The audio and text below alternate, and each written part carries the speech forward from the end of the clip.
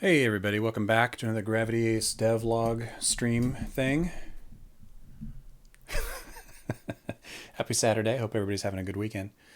Um, I've been working on integrating Twitch chat into the game, experimenting a little bit, and I'll show it. I'll show it to everybody once we get a couple of people in here.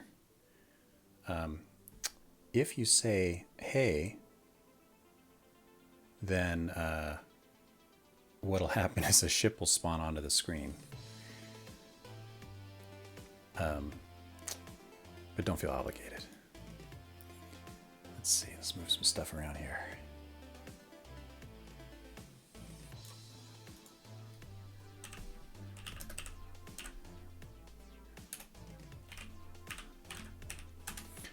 There it comes.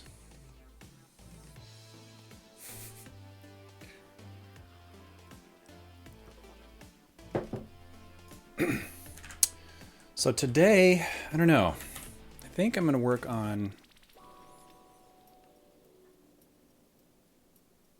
Well, I'm not sure. Yeah, more leaderboard stuff probably.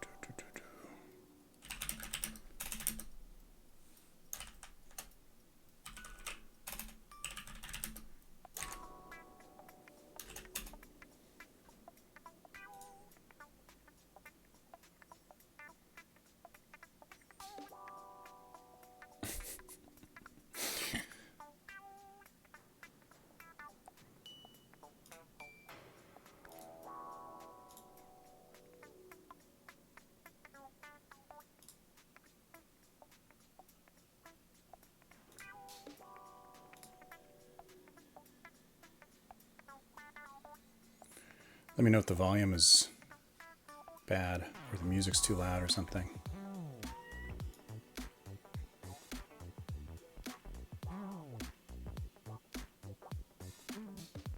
Oh, cool! Jitspo's online. Maybe we'll go raid him later.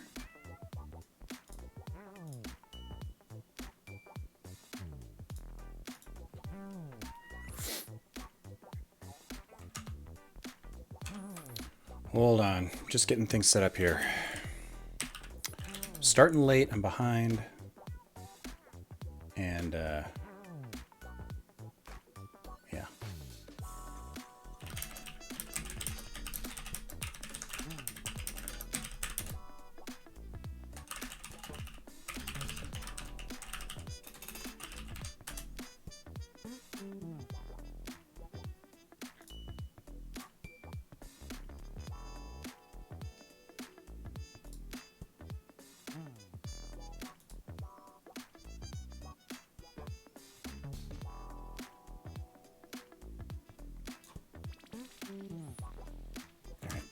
All right. Where the heck did the game go? I'm gonna turn this off. Get back into Gravity Ace. The old Gravity Ace project.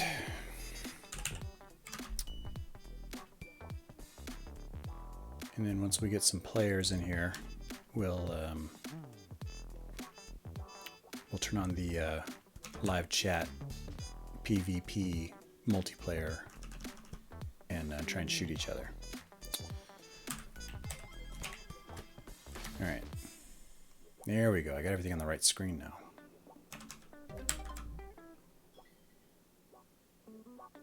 Hey, Gingerbeard. Gingerbeard. Thank you. Where the heck am I? Oh. There we go. I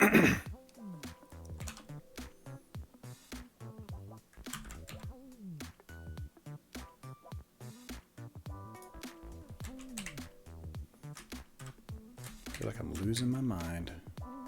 Move to the right screen. There we go. There we go. All right.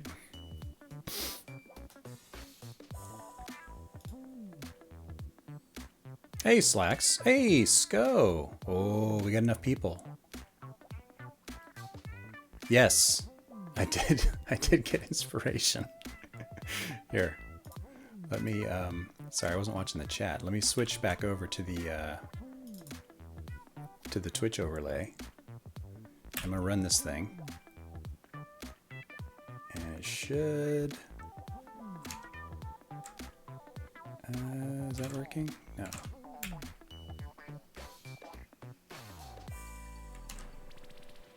Still not working. Hold on.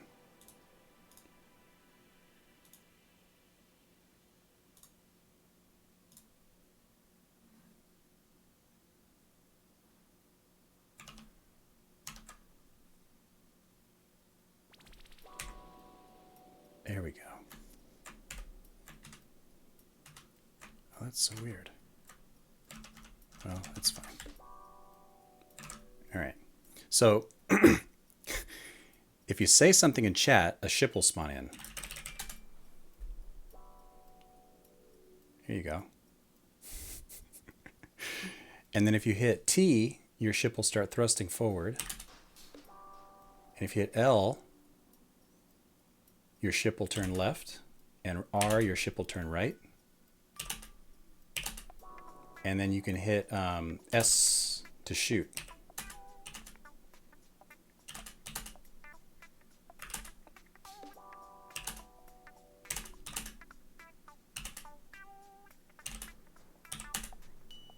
Oh, who'd I just kill?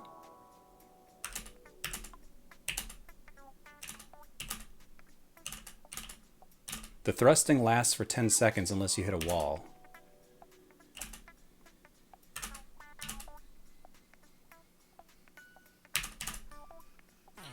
And the inputs are throttled to 2 per second.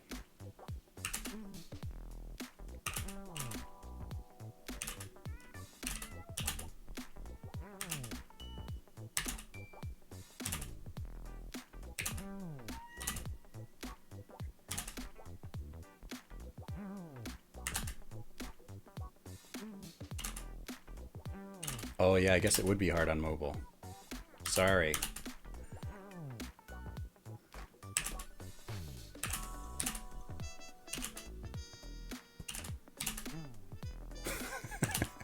I was practicing this all yesterday. So I apologize for being good at it. Oh! I should stop destroying my my viewers. Sorry, Kurt.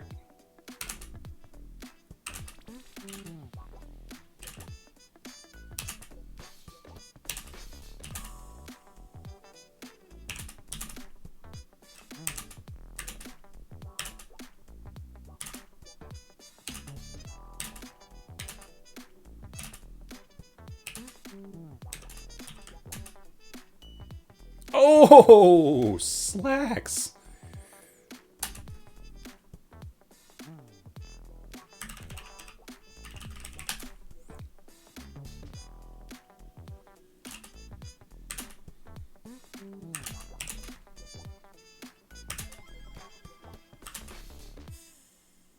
So now I can say,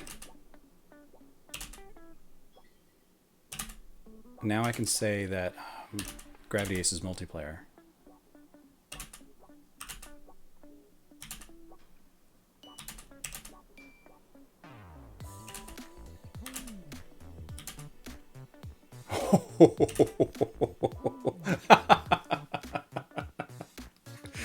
All right. So those rounds will last. They last 3 minutes. Might be long. There's a 60-second cooldown between rounds currently. And I'll just let it run during the chat and we'll just see what people think.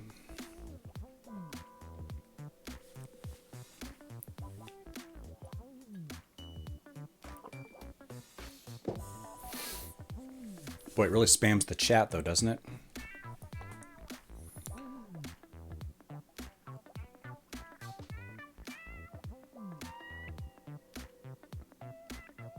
Yeah, so the way that works, let me show you guys how it works. There's an add-on. I don't know if you guys knew this. It's called Gift. This. It's an IRC client for Twitch.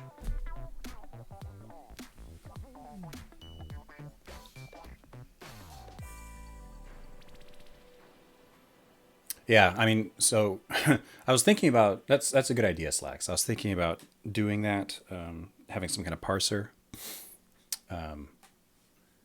I probably will do something like that. You can kind of pre-plan your moves, thrust, left, left, shoot, something like that. There's a whole timing thing I got to work on. Yeah, and Plaid, it is fun to see 50 people in here. I've hooked this up to some streamers with like 10,000 viewers. It's interesting to watch. And if you just let your ship sit for 30 seconds, oh, nice shot. If you just let your ship sit for 30 seconds, an AI takes over.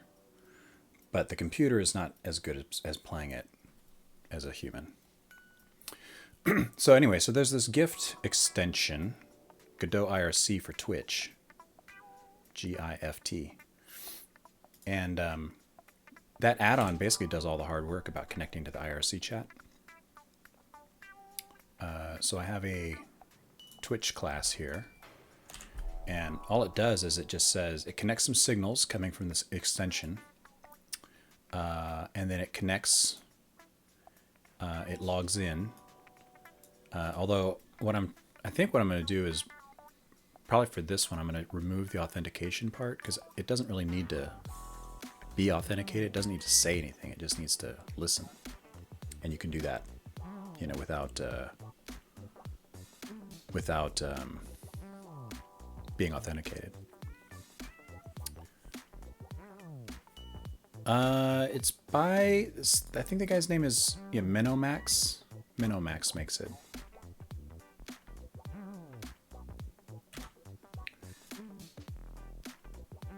And then it just listens to the chat messages, and for each chat message that comes across, it gets the username and the command, which is just the first string that they typed in, and it sends all that to my game. And in the game, it has that command class or command method. Where is it? Here. Right? And it just listens for these commands and finds the right player and sends those commands to that player's ship. Pretty simple. All the assets obviously came from the game. And then I had to rewrite the player controller, the ship controller a little bit. Obviously. To make it more, friendly to keyboard controls like this. High latency keyboard controls. But it's basically the same thing. I took out the tractor beam, I took out the shield. But all the physics are pretty much the same. I did change the physics a little bit. The thruster is not as strong. Things kind of just move a little slower. The bullets go the same speed. The bullets go the same speed. So just a few scripts. Pretty simple. This one doesn't count because that's my ship from the other game, my actual game. But this, basically, just this and this connected to this, right? And then for the players, what I've got is, there's a simple state machine for doing the rounds, waiting for new players, blah, blah, blah. And then, what else? Oh, there's this player's dictionary. And the player's dictionary basically has a key for each player, and then, another dictionary of their stats. It's a reference to the ship that they're flying, their color, how many kills they've gotten this round, how many times they've died this round. and then some basic stuff like the explosions. But you know, like I said, all this I copied from my other game. Here's all the colors you can be randomly. So every time a person chats, they spawn in, right? Spawn in. And this code it runs, chooses a random color, positions the player randomly somewhere on the screen. Here's the dictionary it sets up for them. And if they're already in the game, then it doesn't do anything unless they're dead, and then it respawns them using their old color and keeping track of their kills and everything. Otherwise, it creates a new one and then sets up the dictionary from the beginning.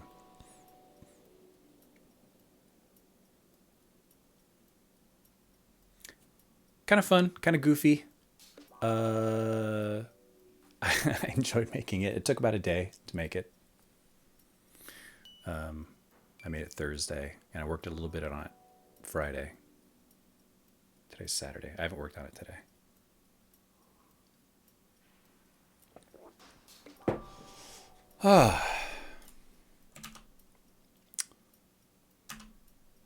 Here's what the actual scene looks like. Right, it's just a blue screen, and then I'm reading it as an overlay in OBS, and OBS just removes the blue.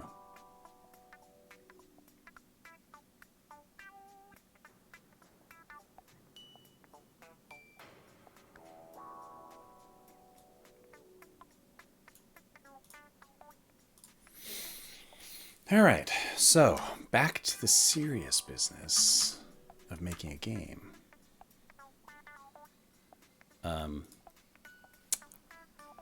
This did.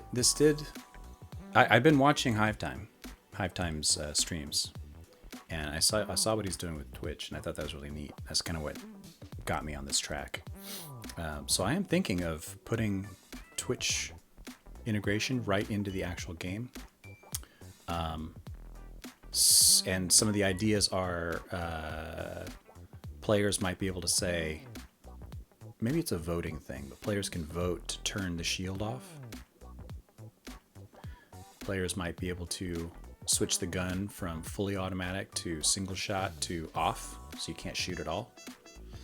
And players might be able to do something with the fuel. I'm not sure what. Maybe give fuel or remove fuel, I'm not sure. And then some chats would show up in-game, right within the interface, like the lieutenant is saying them or the captain is saying them. I don't know. I thought that would be fun. I know, so like my friend Nick, he streams the game occasionally when he's doing his speed runs. And he's streaming it to people, and it would be fun if we could mess with him while he's doing it. Or at least talk to him, you know, in-game. Oh, we have a new challenger. Yeah, I could do a whole stream avatars thing, you know, with different ships and...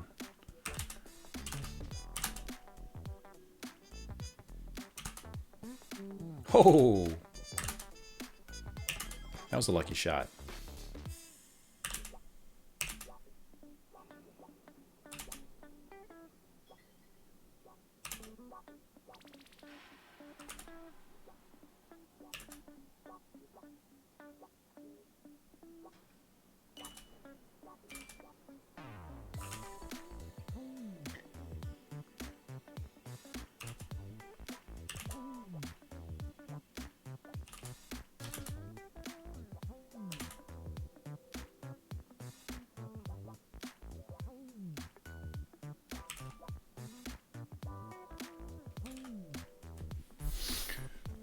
Yeah, so at some point I think I'm definitely going to do this.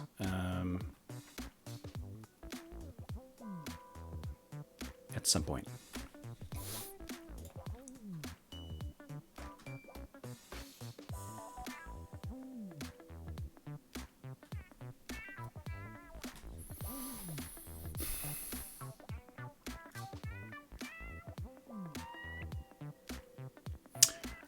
I've been thinking about this guy, and I think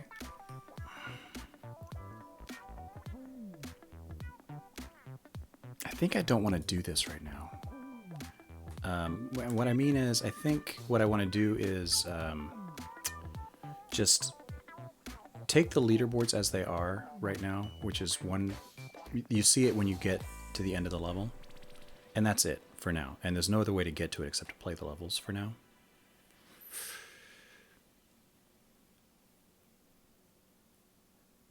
And the reason is I'm having trouble coming up with the user interface for it, and designing that user interface is taking a long time.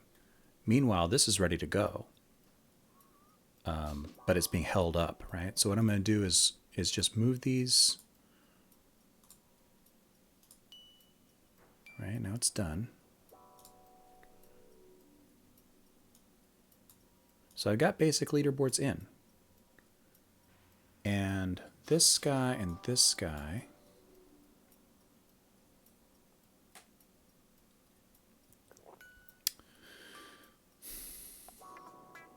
This is actually going to be a subtask.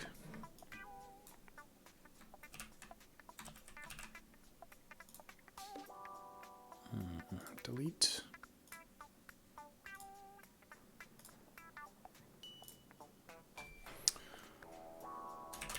Add main menu button.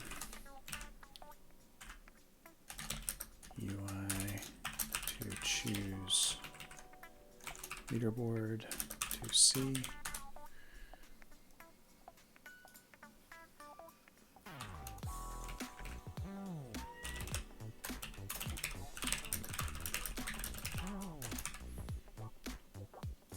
So I can do that later.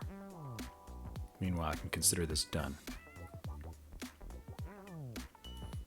That I don't want to do today.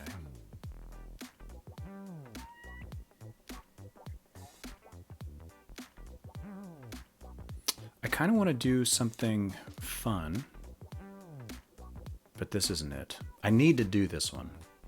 I should move this one to in progress. Let's just do that one. I'll do that one next. Well, I'll do that one off stream because it's going to be boring.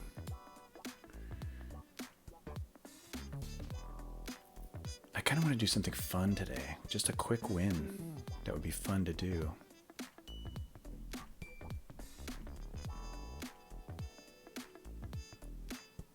This one might be fun. This one might be fun.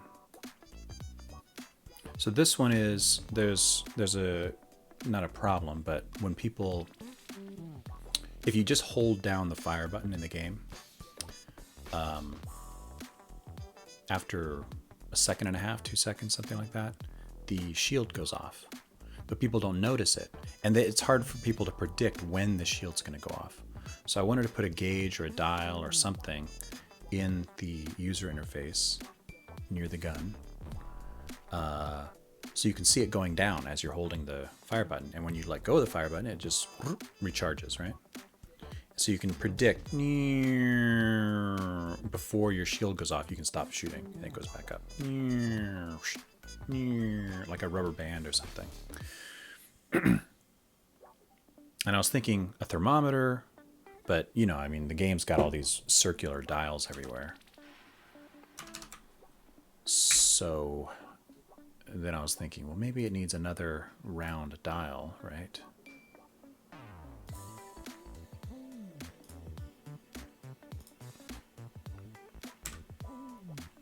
But you've already got so many round dials in here. I mean, one more, I guess, wouldn't hurt. So you've got your fuel gauge, you've got your shield. And the fuel gauge does disappear. Whoops.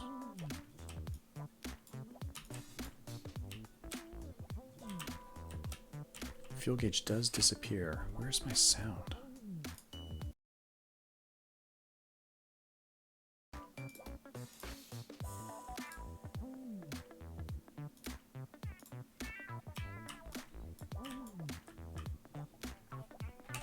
Is it really not working?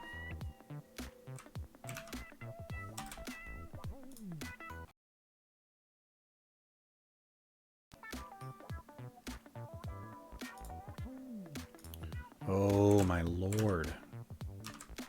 I have to be making noise. Then it shows up. Then I can switch it. Nope, still not working.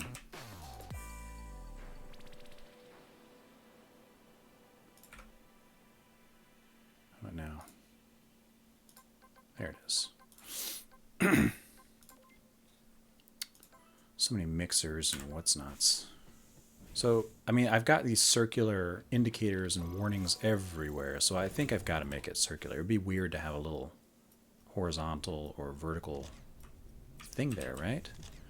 But I go back and forth, I'm like, well, maybe it wouldn't be weird. Maybe it would help it stand out. So, you know, you do want people to notice it. I think what I'll do, let's work on this one, since I'm talking about it so much. Let's start out with something simple.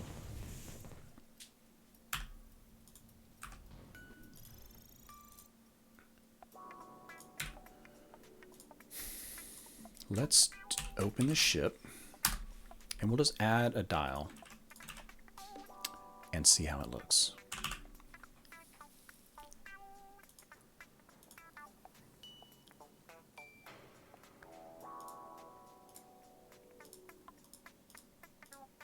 So you see how I'm doing the UI stuff here? I've got a gravity arrow, but it's in a node 2D, that has all its UI. That way I can turn the whole thing off and on, right? And I've got the fuel gauge, and it's got a bunch of UI, but I can turn the whole thing off and on. So I'll create another node 2D here and call it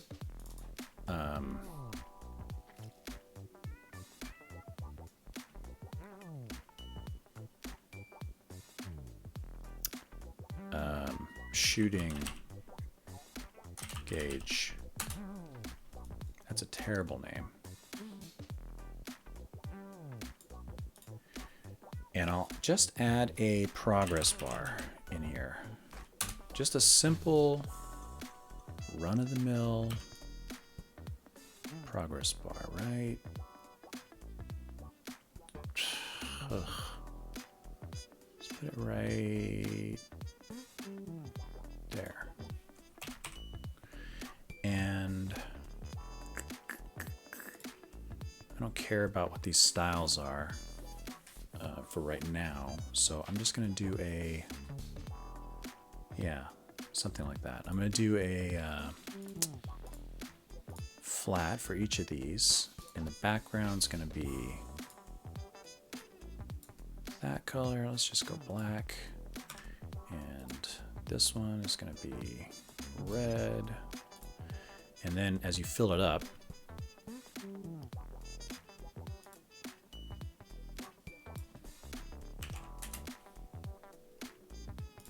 let's make it a vertical. Da, da, da, da, da, da, da. Anchor, margin, grow.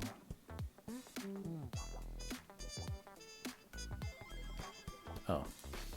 Where? Can progress bars not be? Alright, let's just do this. This is going to be ugly. Intentionally ugly, because I just want to test it out and see how it feels. Turn that off. Can't make that smaller.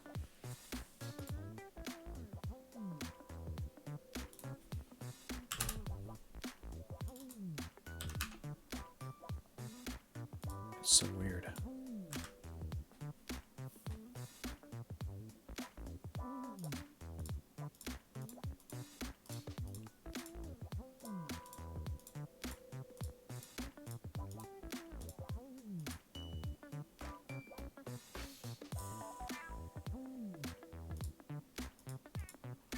I wonder if I've already got one of these already styled.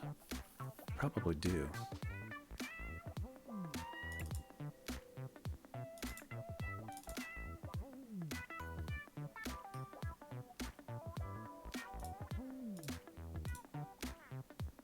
Nope, I don't. But look at that, it went down to nothing.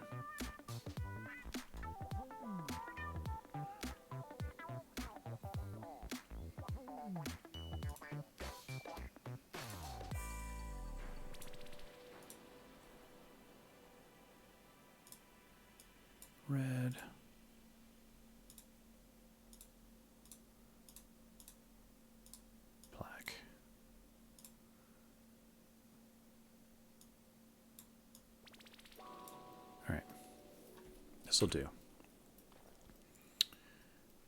So as the percent changes, right, it'll fill up. It'll start at 100, and it'll start going down like that. Yeah.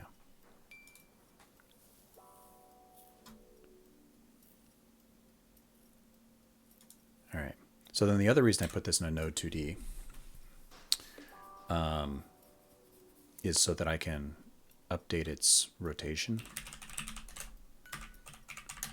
like this.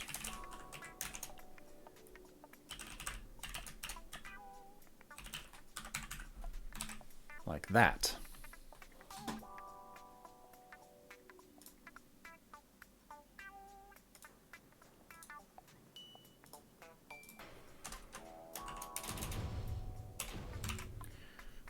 So now it'll always be oriented that way, no matter how the ship turns. All right, so let's hook this thing up. Where is that code? Shooting, shooting. Here it is. It's the shield energy timer. So the shield energy timer starts when you start shooting. And when it stops, the shield deactivates. Or if you let off the gun and you stop shooting, then it stops the timer, I believe. Right? If you stop shooting, then it stops this timer as well. So this timer is what controls, what will control our thermometer. Wow, it goes off after 1 second. It's very short. But that's fine. So what we can do here is, back there at our gauge, right, we just update the shooting gauge. Progress bar dot value. Right? Is it value? Yeah. Value equals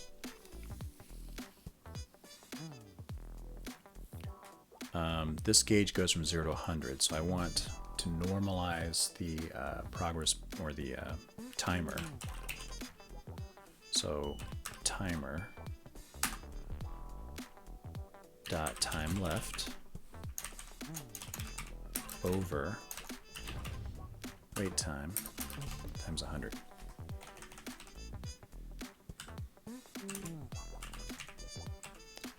So yeah, as the timer runs down,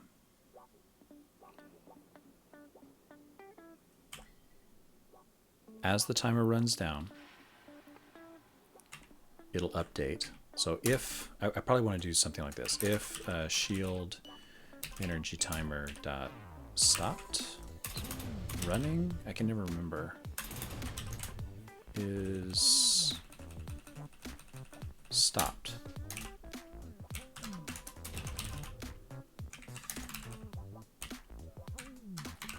All right, so if it's stopped, then I'll just do 100 for now. Later I can add some polish and have it do something awesome. Yeah,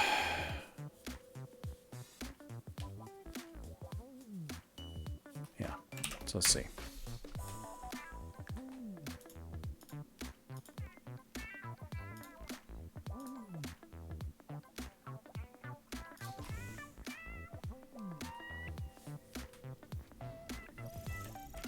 So there it is, there's our bar, right? And as I hold down the button, nothing happened. The shield went out, it didn't go off.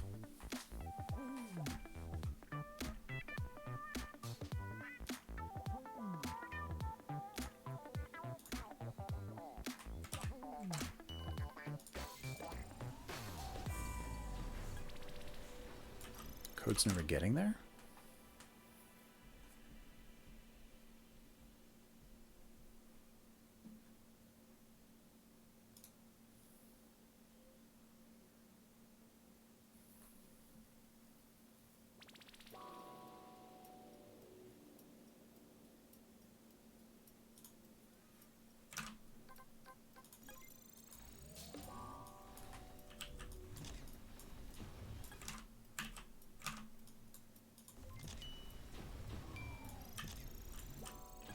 That's weird. I mean, this code must be running because it's setting the global rotation, right? Otherwise this thing would be moving all around.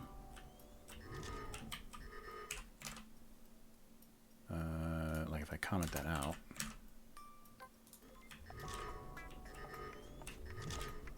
What is going on?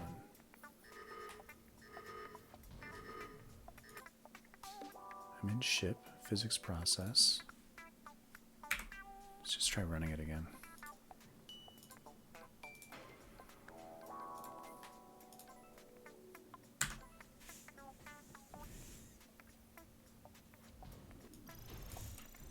Yeah, okay. So see that code? It's like moving it all around, right? If I go in here and uncomment this. Look at that. It got turned off for somehow. I must have turned that off for some reason.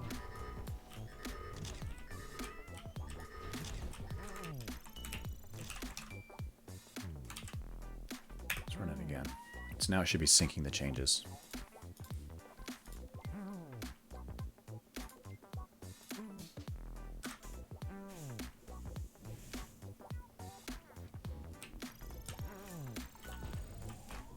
It's still not running the right code.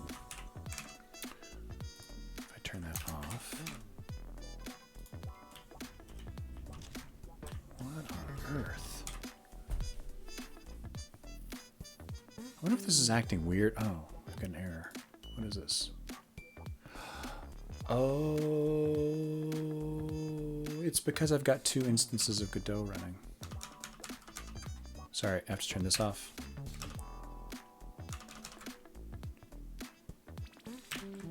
What I need to do is turn that whole overlay thing into its own. I need to build it and run it as a standalone app instead of running it from the editor.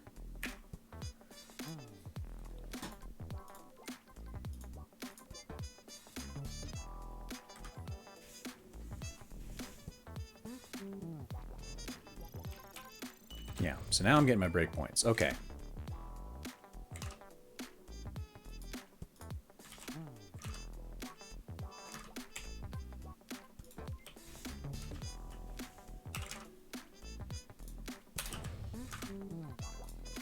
Okay.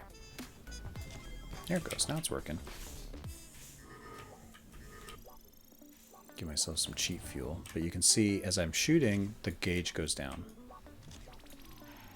And it springs back. Right? It springs back as the... it was.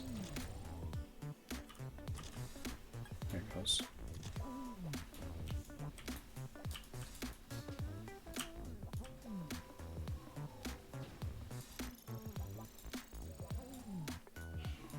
I need to put another condition. If shield energy timer is stopped,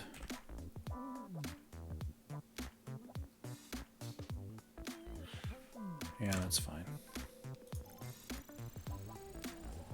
So it's not going down because the timer's not running because the shield's already down.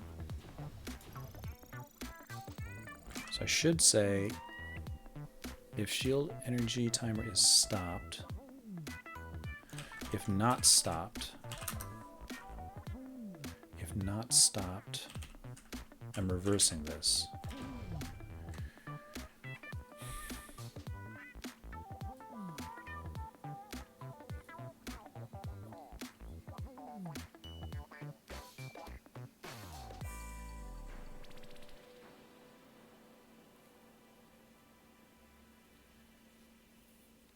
If it's stopped and no. What is the condition? I want it to be at 0 if the shield is down.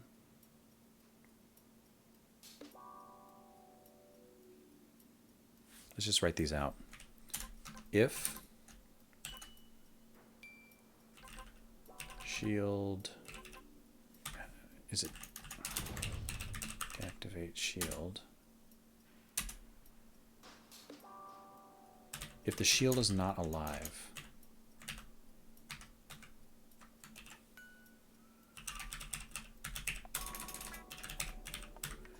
So if shield alive, if not shield alive, then this will be 0.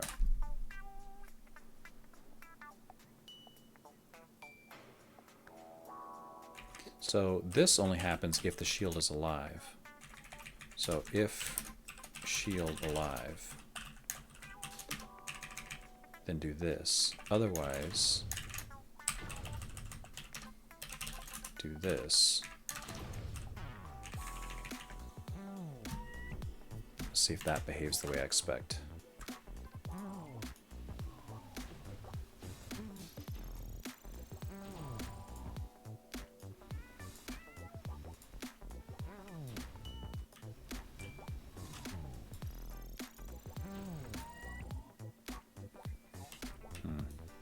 It's not quite.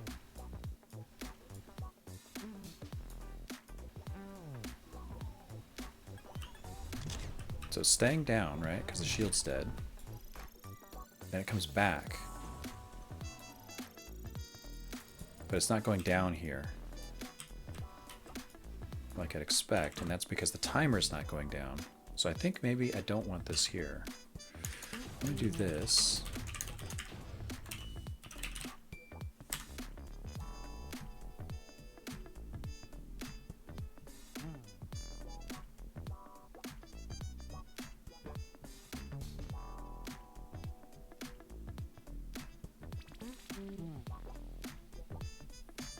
It's interesting because I want the timer.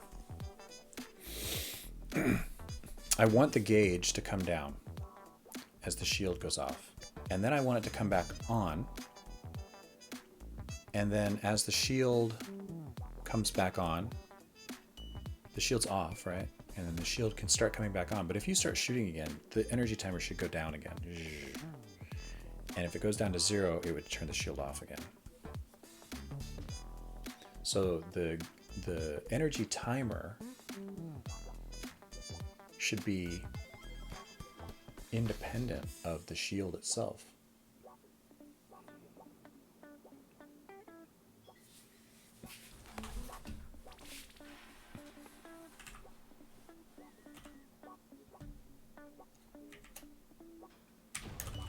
I think that's going to hurt me.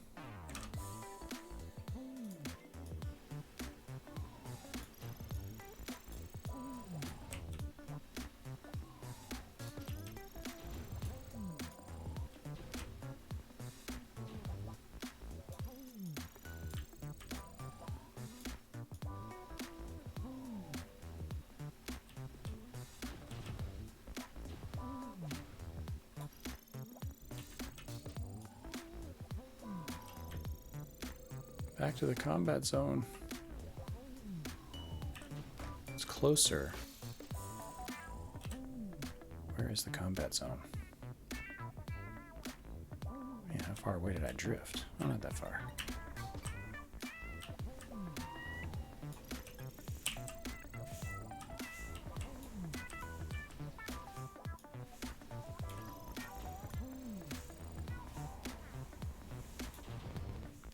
So it still refills, though.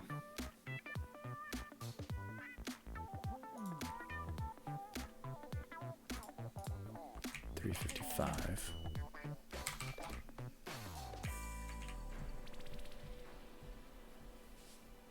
Maybe this is the wrong place for this.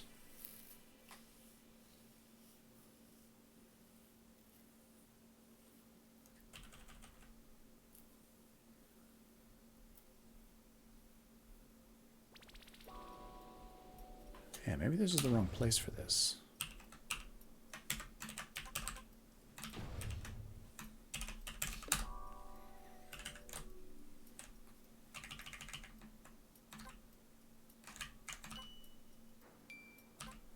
Put that back. Take this.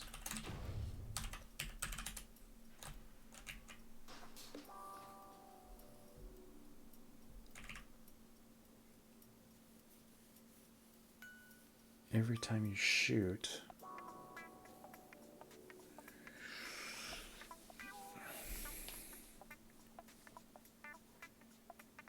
Yeah.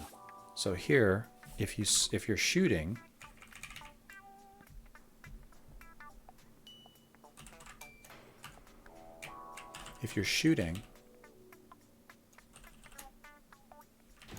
then this should go down.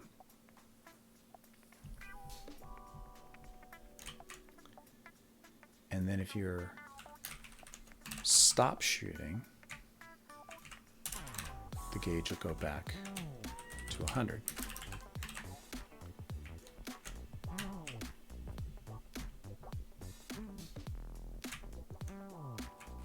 That's not going to quite work right, but let's try it.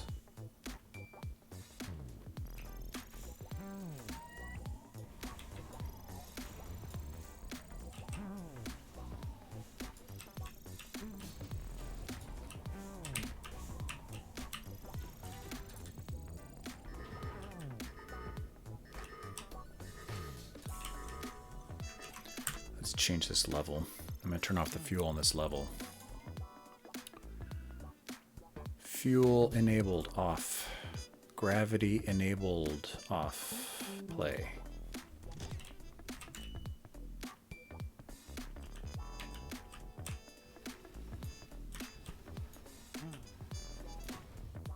All right, that works. Actually, that worked okay. Except when it's off.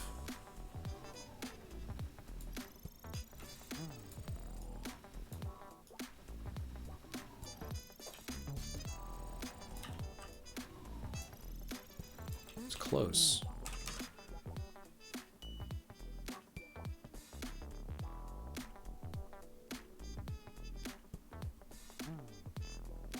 I think I do want this off.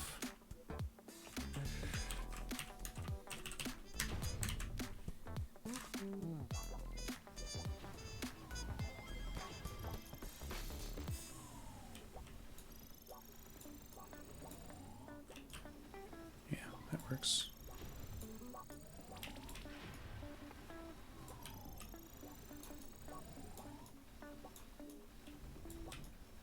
All right, let's make the gauge a little bigger so it's easier to see.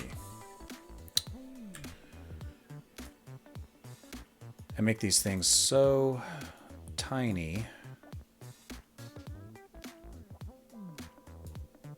just for aesthetics, but it makes it hard to test. That's better. All right, so you can see it going down, and it's down, and now the shield's down, and it stays down.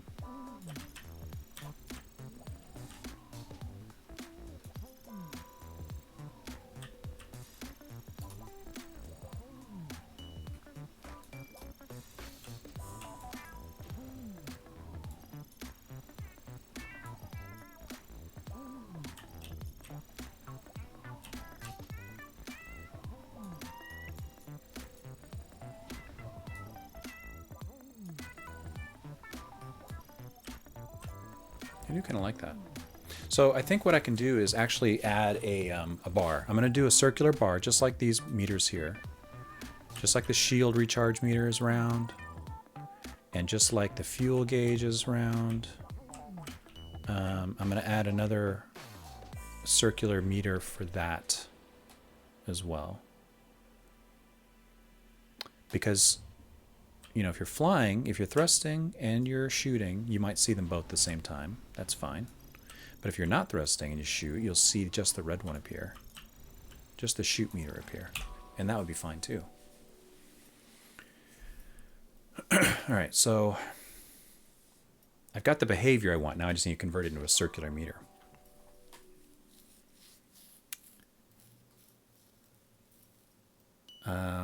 I think I want it inside the shield, inside the fuel gauge.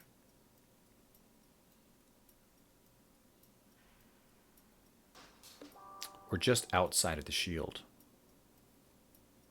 Yeah, just outside of the shield. So let me bring up a sprite. Time for a sprite. And we're going to open up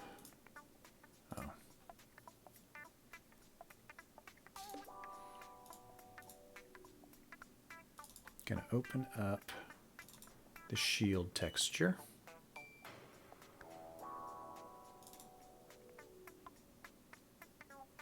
Is it shield large?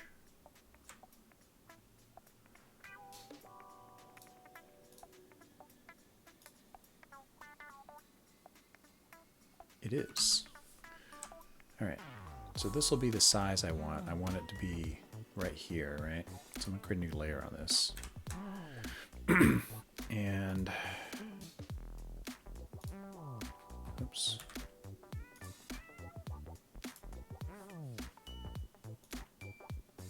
Yeah. So let's do this. I'm gonna create a little brush in Sprite. Like that. Right, now you can paint with that thing. And then I'll do a circle.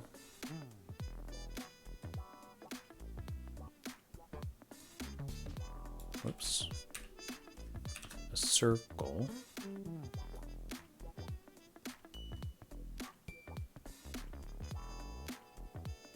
Like that.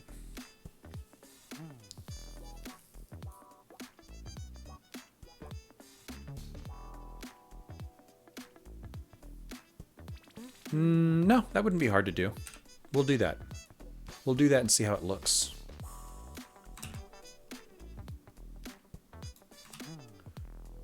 Copy, paste, horizontal, copy, paste, vertical. Copy, paste, horizontal. All right.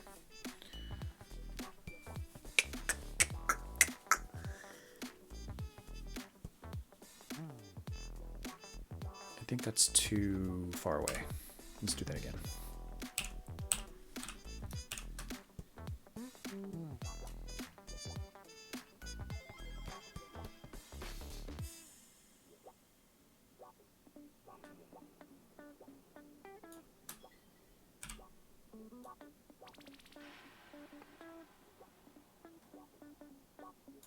I don't like the way these pixels look here.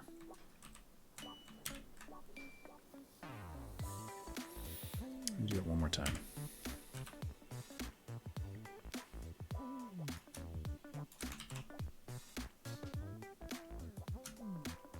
Come on, give me a circle.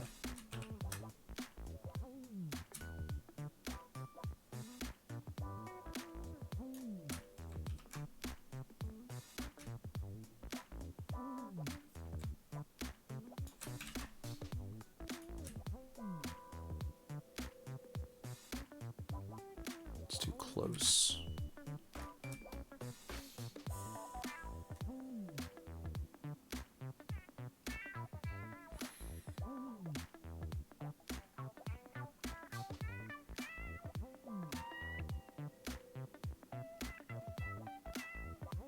That'll do. That'll do. Let's do that.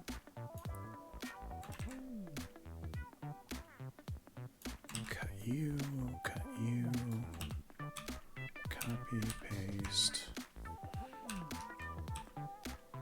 copy, paste. Okay.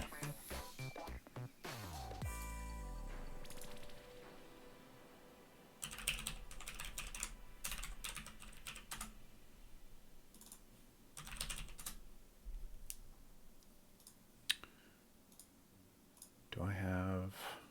I do. I have an ACE file.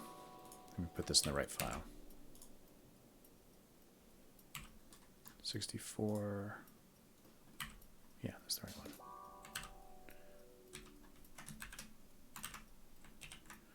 one. All right. Let's color the gauge white. Because that'll let me change the color easier in the game.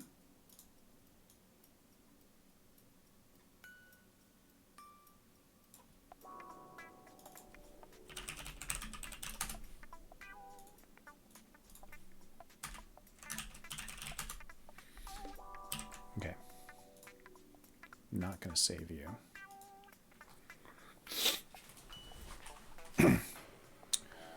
So I can export just the shield, like so.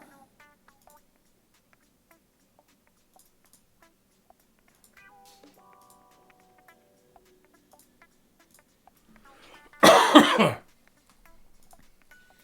I can export just the gauge, like so.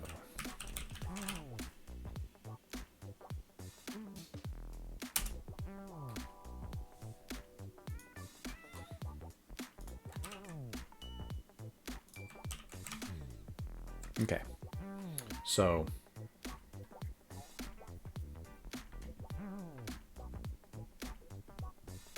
I don't want this part of the shield scene. I want this part of the ship scene. The ship is controlling the shield, and it's the ship's energy that is causing the shield to go down. So we'll change this to a texture progress. Actually, texture progress, I think. And then I can have it do a radial fill.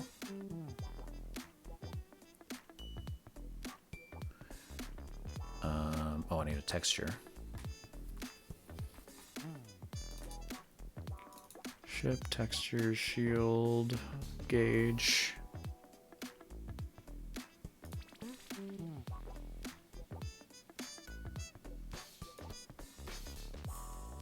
That.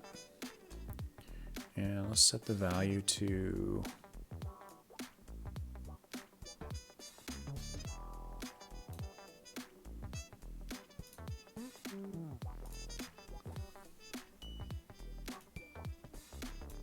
not showing me anything yet.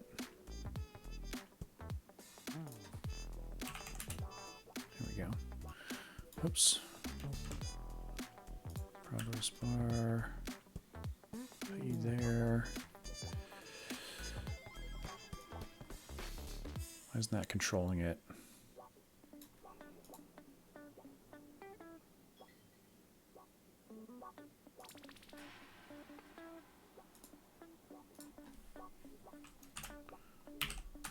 There it goes. Okay, so this is right.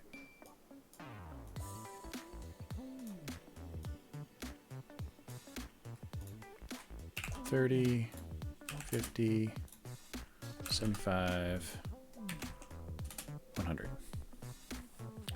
And as it goes down, it'll go that way.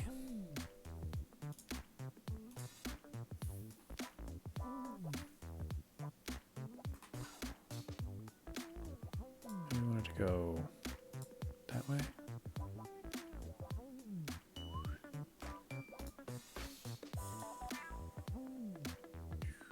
No, I want it to go this way. That's fine. All right. Oh, maybe.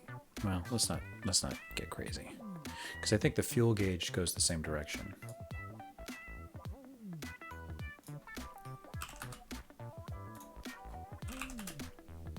Right, clockwise. And so this guy, we'll call him progress just for consistency. Right, and it'll go clockwise.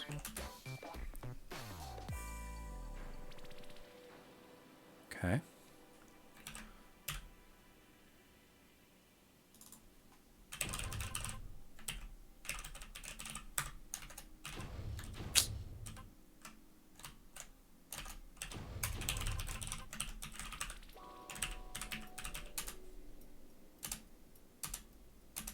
All right, now let's give it a color.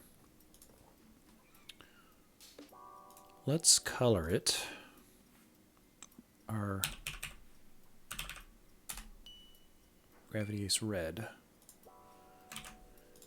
Try that. Let's see how that looks.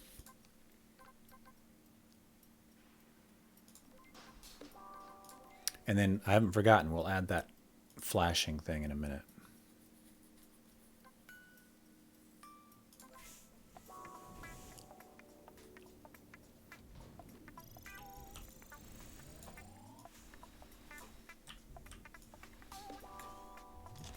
So you can see it, but it's kind of subtle.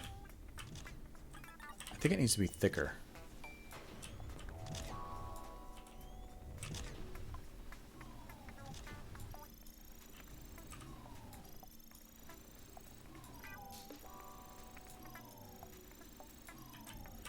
All right, two things. It needs to be thicker. It needs to flash. Let's do the flashing. And it needs a tween. So when you stop shooting, instead of just going back to 100, I'm going to tween it. And I'll do that by saying tween dot interpolate property on this guy, property value from 0 to 100 in 0.1 seconds.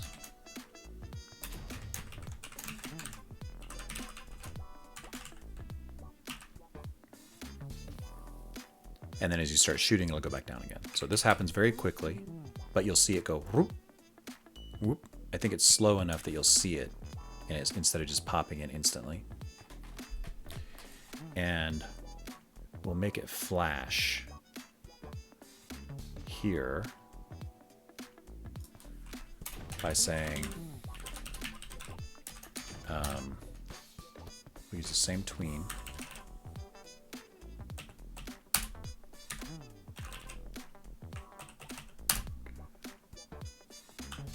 Of this guy.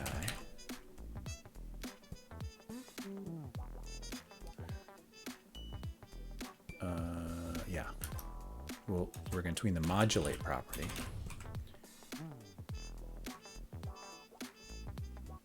Actually, let's tween the modulate property of the parent node. So everything in this node will flash. And we're going to tween it from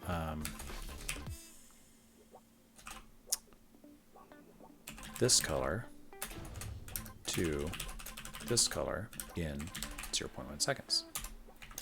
And start it. So what this will do is it'll say for over a period of 0.1 seconds, in a tenth of a second, it's going to tween the color, the modulate of this, up to 10, 10, 10. So the value of color goes from 0 to 1. But by tweening it to 10, it's saying, you know, go brighter. So no matter what color is in here, it's going to turn it white for a tenth of a second. And then it returns it back to 111, which is the normal modulate, which will allow the color of the progress bar underneath that red color to show through. So that's the flash and the tween. Let's see how those work. There was a third thing I wanted to do.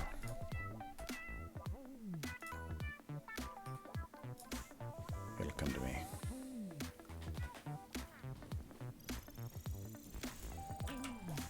So there it is flashing, but tenth of a second is too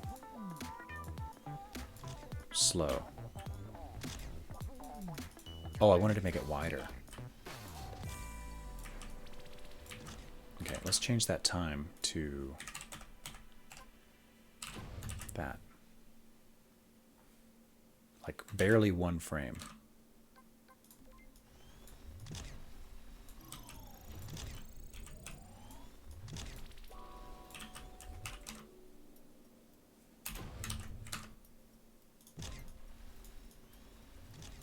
That's too short.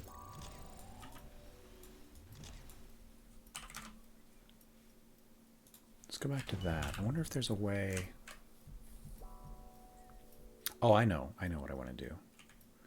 I want to do this tween only if you can shoot.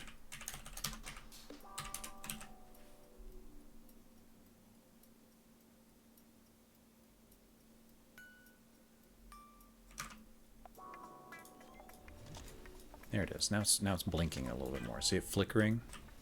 That's kind of what I wanted.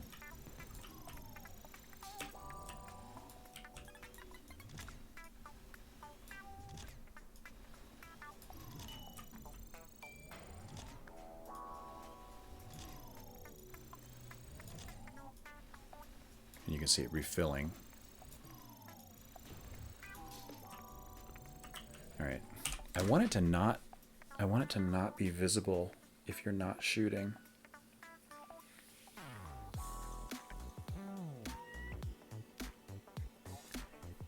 if, no.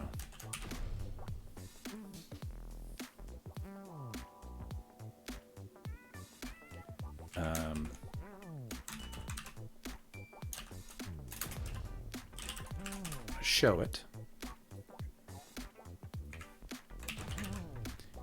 And here when you stop shooting, I want to do this.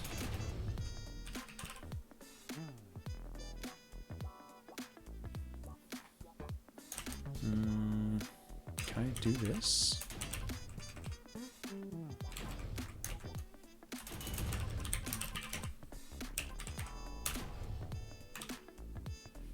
I've never tweened a Boolean before.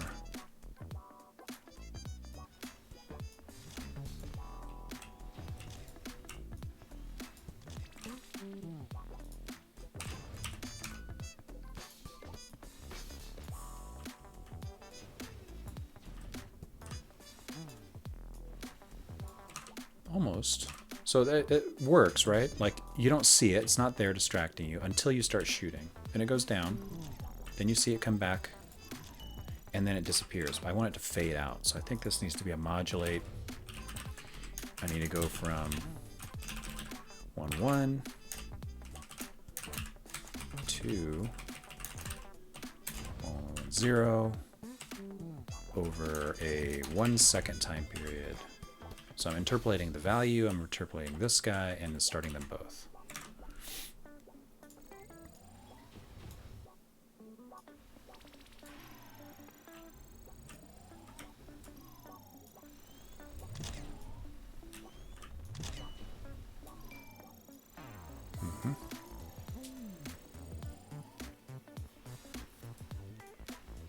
All right, now let's work on that art. The gauge. Let's delete you. Delete you. Lock you.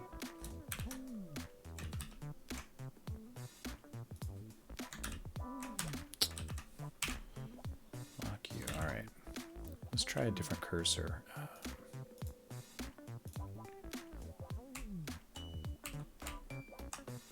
Let's do 1, 2, 3. And make a cursor out of that.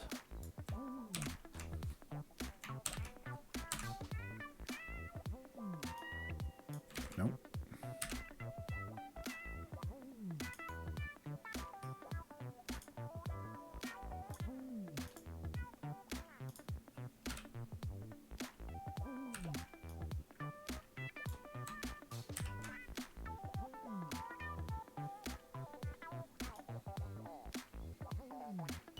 Nope.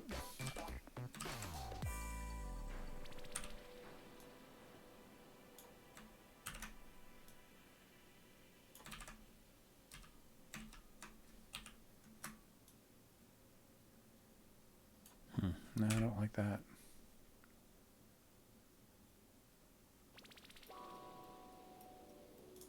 I think it's got to be that. Maybe if I just do 2 of them. Thanks, Sco.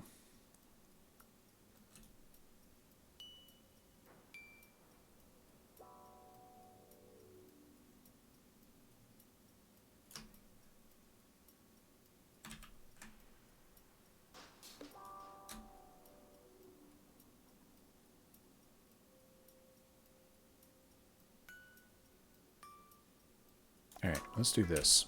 I could be fiddling with this forever, so instead of that, let's just do it the quote-unquote hard way. I'm going to adjust this by hand. Get my tablet out. Yeah, that might work. That might work. Well, let's just try it real quick. Let's try it.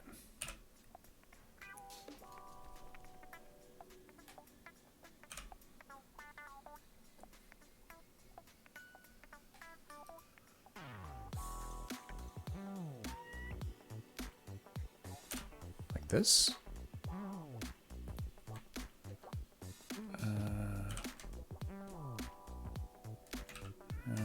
Let's try. If this doesn't work, then I'm just going to go to plan B. Oh, maybe I need the space.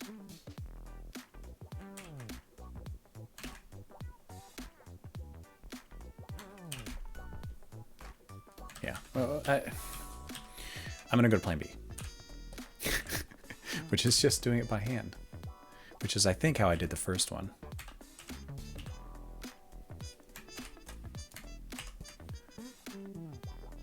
Like this, right? Just clean it up, make it look real purty.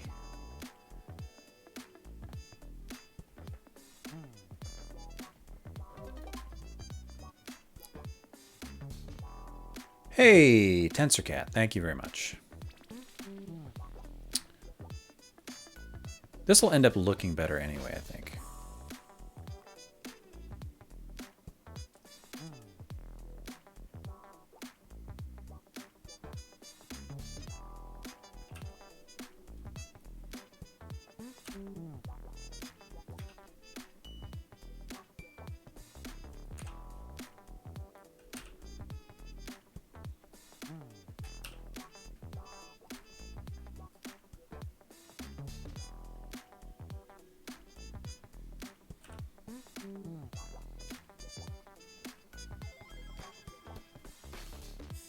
My eyeball algorithm, I think, is better than the computer's technically perfect algorithm.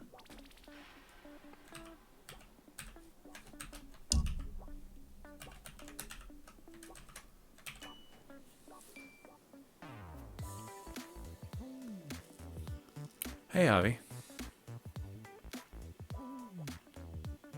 Yeah, who is this music? This is Road Trip by Slink. So then we can do some cool stuff in here too at the corners, right? The edges. Some stuff that we couldn't do if we were just trusting the computer to do everything for us. We can do some little flourishes.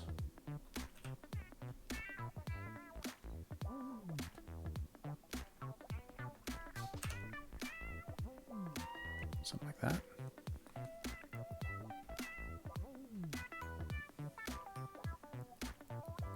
I don't know how I like that. Yeah, I like that.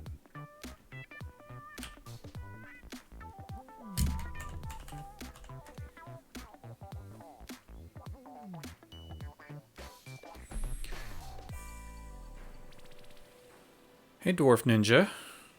Thank you for checking out the game.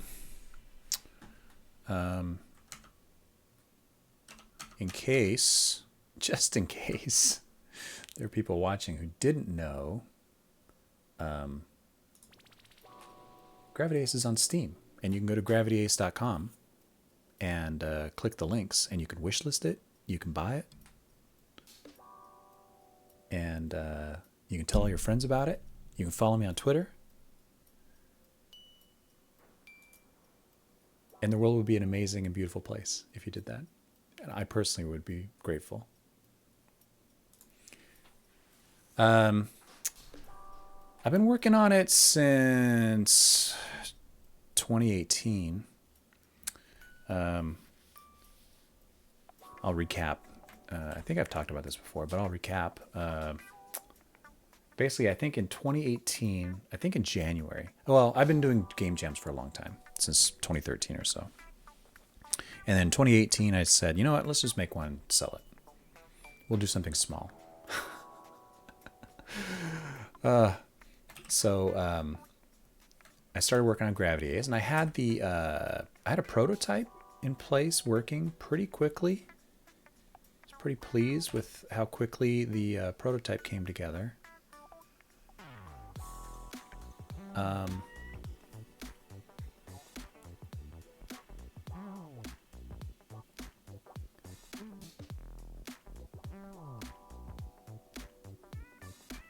And then I took just a few months off. I just stopped working on it for you know, I was done with the prototype. I'm like, it's fine, it's fun.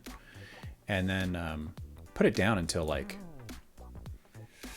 I want to say like August.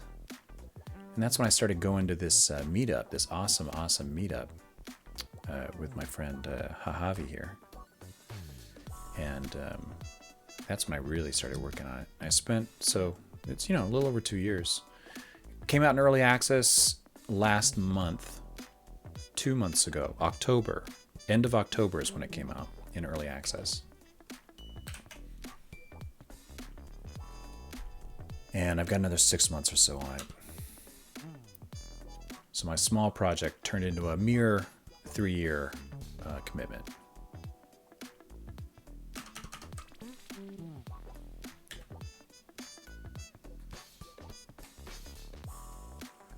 All right, let's see how this baby looks.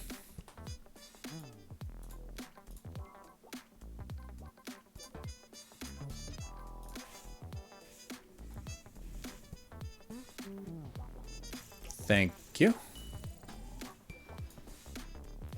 So that looks better. But I think the problem I'm having here is I want it to be more like the I want it to be more like the shield and the other one, and I've drawn this gauge completely wrong. I've drawn it completely wrong. See how there's separation, there's space?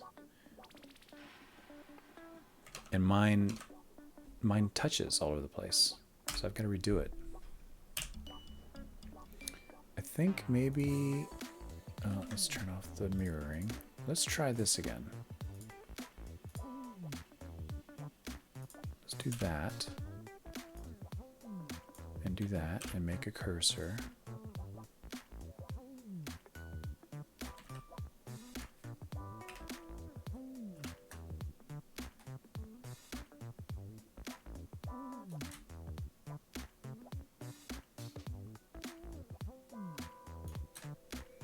Too much space in there in some of these places.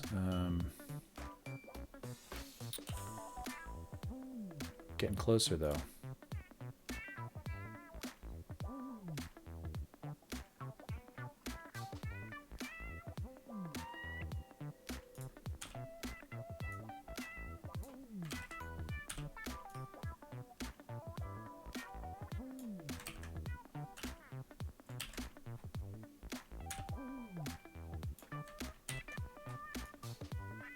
Oh, now we're cooking with gas.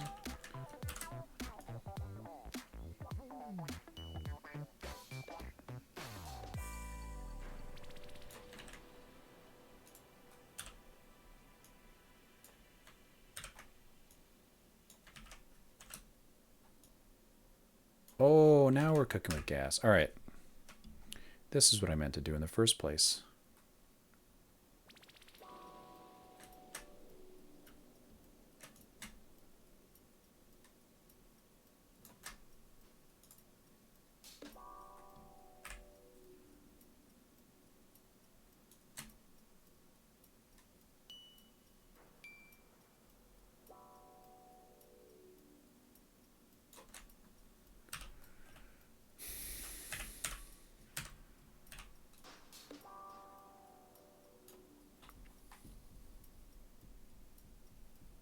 That's what I want.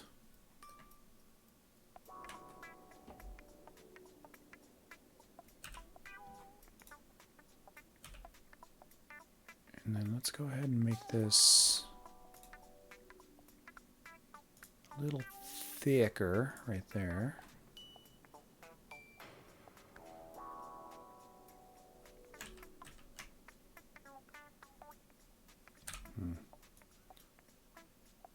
Let's make it symmetrical.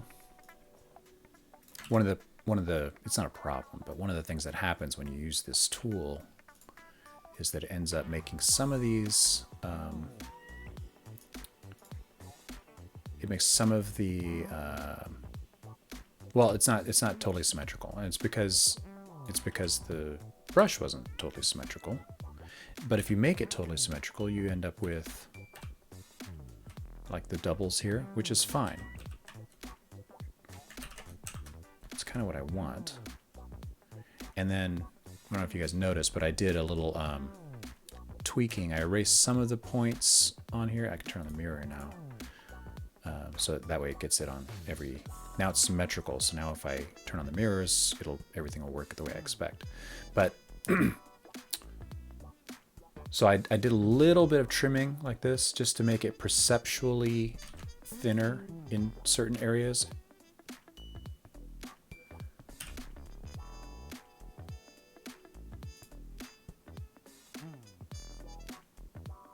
Like this. So it's not like a little flourish.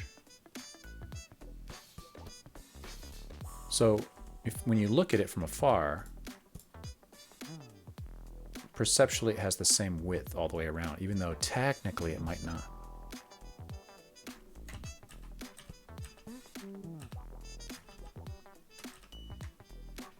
And it's just a feel. You just gotta feel your way through it. See what feels right.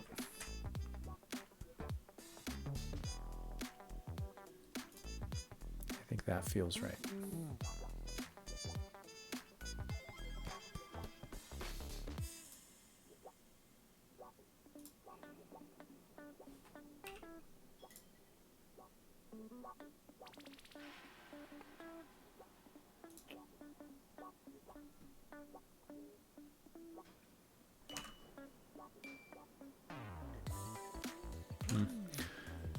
Whoa.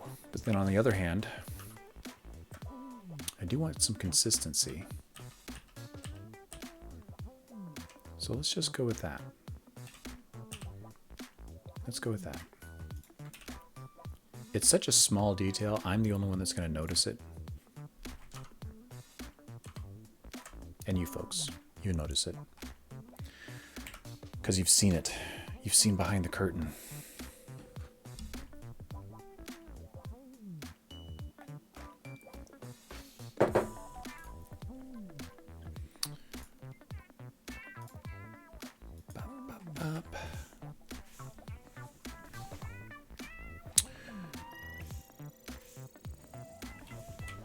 Oh, yeah. There we go. You can't miss that. Boom. See it flashing. Fades out. And the shield goes off.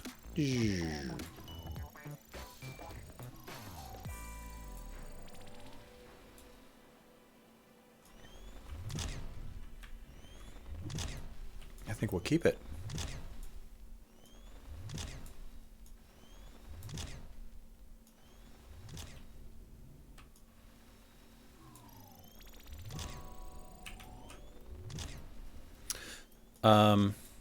Dwarf Ninja. Where did I learn pixel art?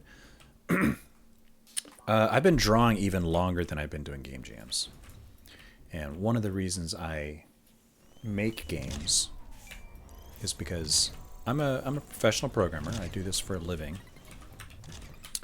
But I'm also a guitar player, and I make music, and I write songs. I sing. I like to sing. And I like to draw, and I've been drawing for a long time as well. And I'm self-taught in all of those skills. I went to school for engineering, actually.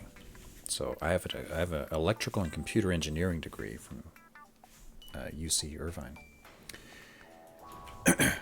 which I've barely used. I've never done any hardware or computer engineering in my life. Not professionally, anyway. But I've been programming for a long time, since I was a wee boy, and I've been drawing for a long time, and I've been doing music for a long time. So I started making games because here's a hobby where I can combine all of those things that I like doing into one activity.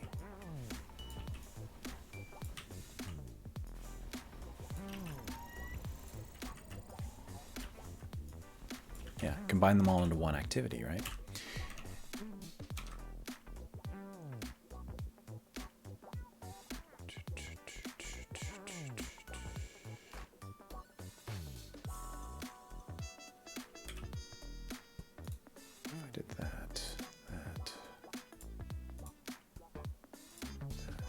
I want to make this thing a little bit thinner.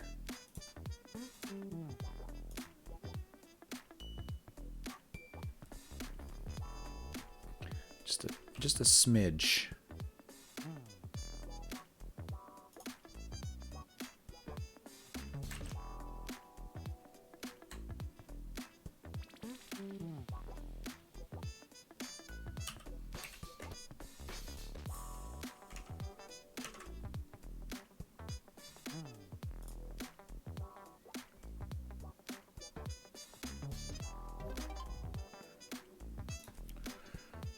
Thank you very much, Dwarf Ninja. Appreciate that.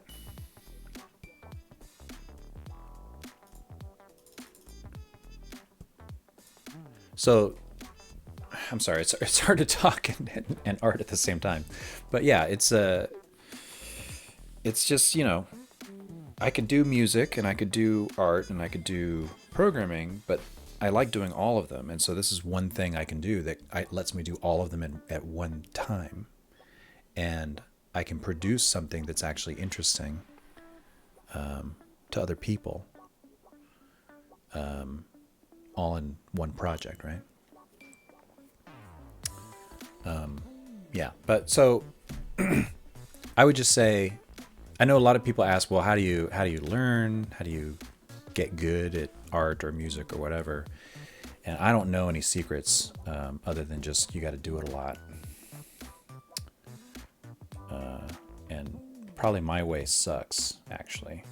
I mean, I did it the slow way, right? I didn't go to school for art. I didn't go to a master and learn from somebody. I didn't apprentice. I just started drawing every day, and I did that for 10 years, and then now I'm okay at it. I think, and you know, just like an hour a day or something. It's not like I was killing myself to try and get better. I was just doing it in my spare time over a long period of time. And just eventually it got better. I know there are better, faster ways to learn how to do it. But that's one way. It's a way.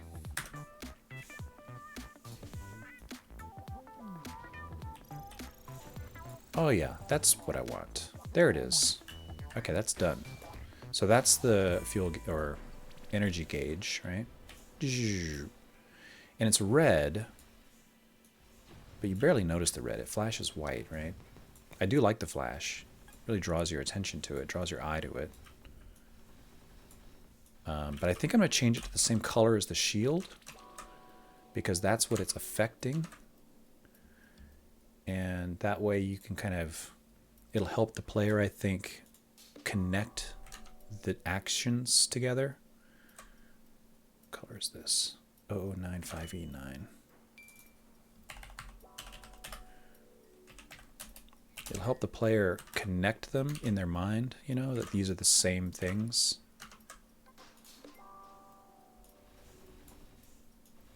As I shoot, this outer ring goes away and then my shield dies. And it won't come back until you let go and stop shooting. Then you see it come back, and then your shield comes back.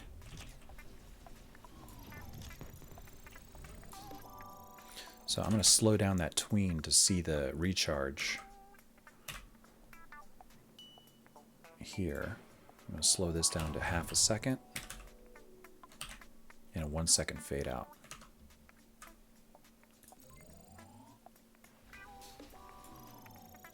Yeah.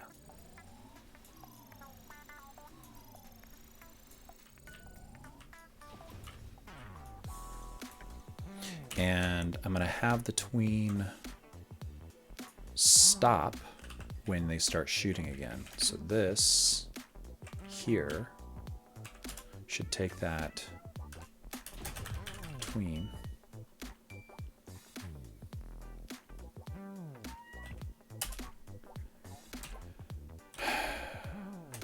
do I want to stop them? No, I don't want to stop them, because if I stop them, then it gets complicated, because there's two tweens here. One is modulating the alpha transparency, and if I stop it, it could get stuck at a point where it's partially transparent, and I just want this to always finish and go from 1 to 0, right? Or does it matter? No, it doesn't matter. It doesn't matter because I'm tweening it again here. I'll include the alpha here. And then here I can stop all the tweens.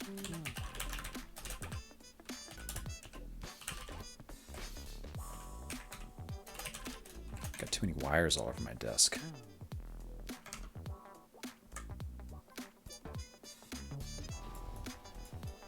Yeah.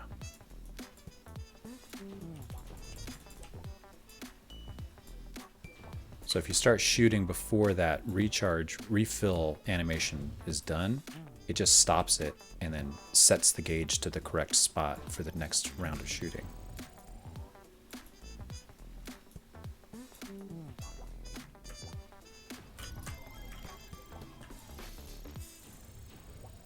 The refill time period is really just visual. It doesn't really affect anything. It's just for the player to know. Just so the player notices it filling up. But for all practical intents and purposes, as soon as the player lets go of the button, it's refilled instantly. There's no time delay. There's no real time delay. And that's fine. So it's a visual delay. And then I don't want... I want the shield to begin recharging the instant they let go, even though the recharge takes a half a second.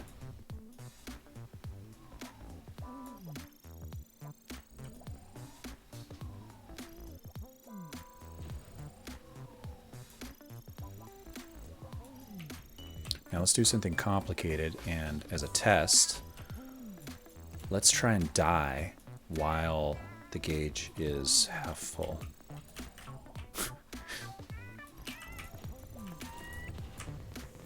Let's see what we get when it comes back to life. Oh, it changed the color back because I changed it in the editor while the game was running. Oh, thanks for the wish list. Appreciate it. Hey, just out of curiosity, what's your policy on buying games? Do you generally not buy them if they're in early access and you wait until they're out? Have you been burned before? Just curious, because I'm cautious around buying early access games.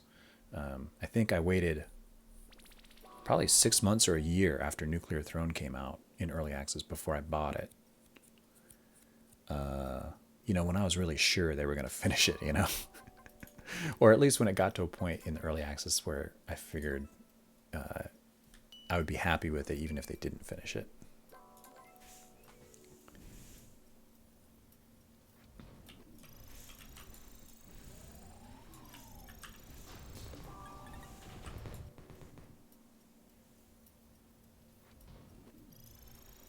Yeah, it comes right back. It's fine.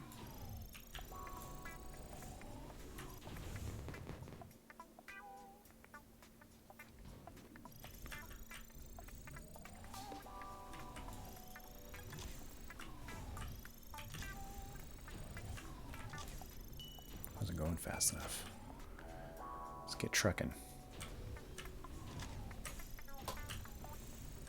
Oh, boy, hard to kill myself. It seems to work.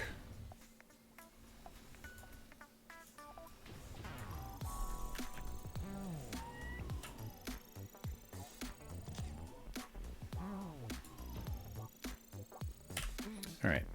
So then the only thing left was this. Why did I have this here?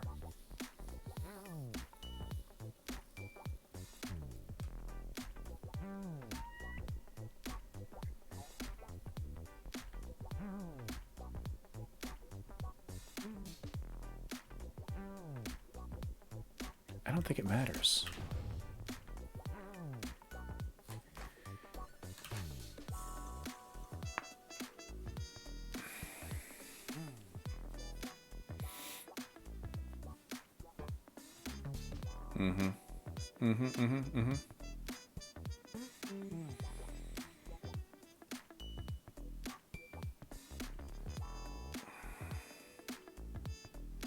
Yep, that makes sense. I do the same thing.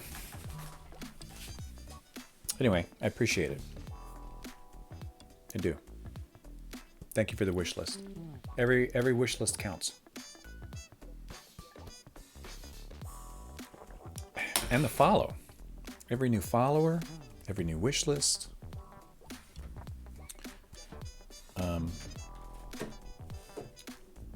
You know, I don't have very many followers on Twitch. I don't have very many on YouTube. Got a couple thousand on Twitter, but probably half of them are bots.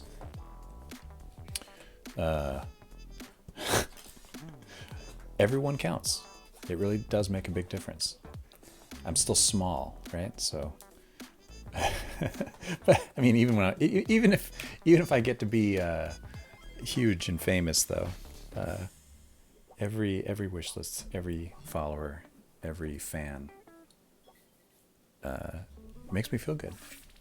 You guys make me happy, so I appreciate it. All right, I think I'm gonna check that off the list.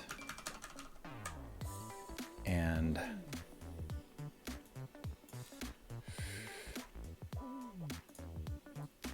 yeah, I think we'll check that off the list and call that one done. Let's do a commit.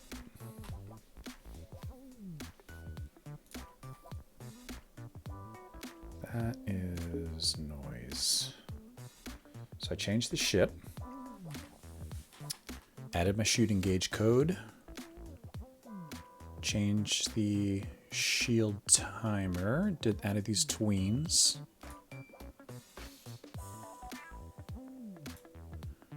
Right, all good there. The scene, obviously I added the shield gauge pictures. It does a bunch of noisy stuff in here. It's fine. Got my new picture, right, for my fuel gauge, my shield energy gauge. And the original art changed, and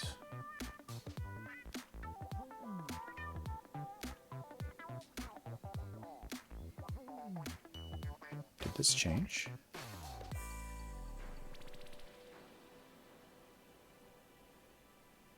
It did. I made it bigger. Let's revert that, because that was a mistake. All right. Added shield energy gauge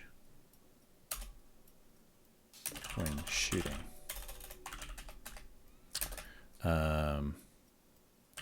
Added a visible gauge that appears when shooting.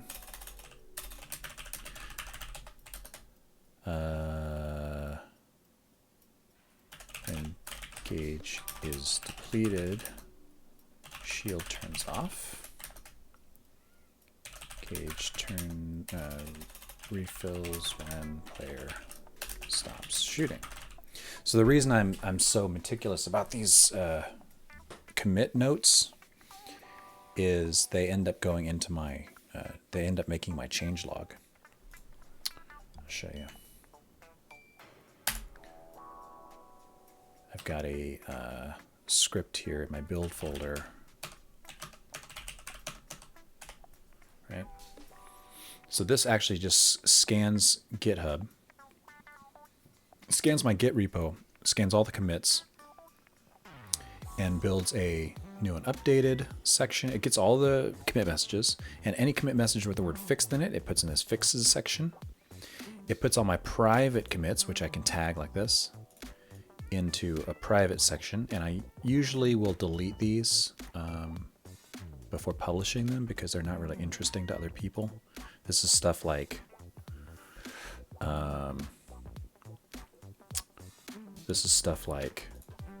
you know, boring shit, right? I changed the branch name, you know, I updated the changelog. This is boring stuff. And then these are fixes, and then these are everything else. So this is the newest one, right? It just reformats that commit message. So as long as I write nice, good commit messages, my changelog pretty much writes itself. This was a bad one. But then when I deploy, when I do the build, you know, my build process, my build scripts say, here's the changelog. You want to edit it before you post it? And I'll go and make a few tweaks here and there.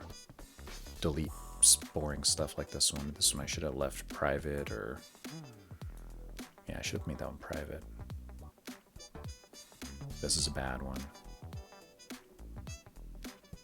But anyway, so that's why I write good commit messages. It just helps me out later.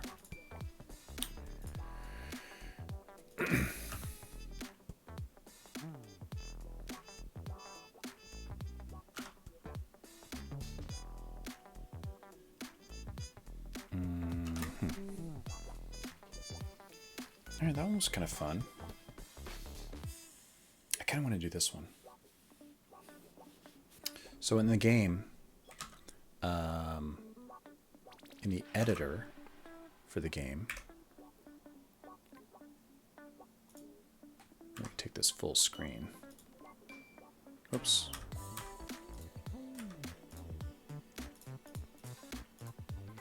Options, video, full screen. So in the editor, right, when you create walls and stuff, right? Right now it just puts a number, which is fine. This is how many nodes are here, right? So if I delete one of these, right, it goes down to, changes the number. And as you add more to it, the number increases.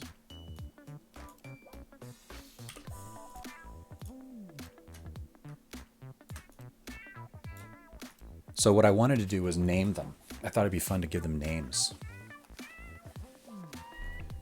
It doesn't mean anything.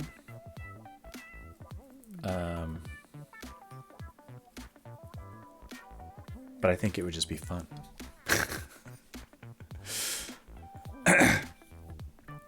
Oh, thanks, Dwarf. Clean workflow. Yeah. It takes discipline. It's hard. And obviously I was just showing, I don't do it every time. It's hard to do. Well, so I changed my workflow once I actually made a public release, right? So when I went into early access is when I started being more rigorous about certain things.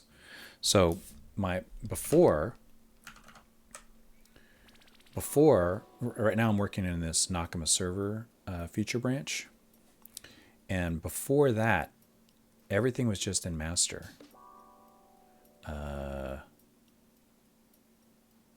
And this dev branch, but like just everything was in one branch, and I didn't do, because I didn't need to. I didn't need to have other branches, right? Because it's just me working solo. So for a long time, I just would commit to master, blah blah blah blah blah, on and on and on. But then once I released, right, then it was important to me if I deployed some breaking change, or let's say I deploy a new build, right, and then somebody's like, oh, a couple days later they're like, hey, there's a major bug, then I can go back to that tag that I deployed here, right? I can create a new branch off of that and fix it, deploy that hotfix branch, right, or merge it back into master, and then deploy that. My master branch is the one that I always deploy. So I would go back to that. I can figure out what the bug is, right? Instead of just if I kept plugging away on this Nakama server stuff in the master branch, if that happened, I wouldn't be able to do that. It would make it more complicated. So I'm being a little bit more careful now that it's in the public eye and it's in people's hands, to be more rigorous about the development process. Although I still don't have to be super rigorous because it's just me. I don't have to share this code with anybody. I'm the only one coding it. I'm the only one making commits.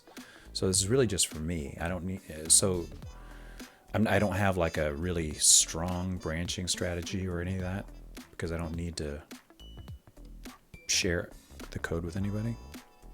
Yeah. Yeah, I was updating the changelog by hand every time I made a commit, but it just got to be such a chore. So I don't do that anymore. There's only so much time in the day So I think I want to name these things. And I think that's pretty easy because I can put the code in the same spot where I have the number being generated, which I think is in the draw function in here.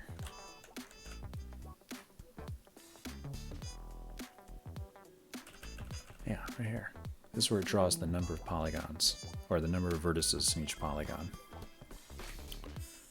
Good old line 170.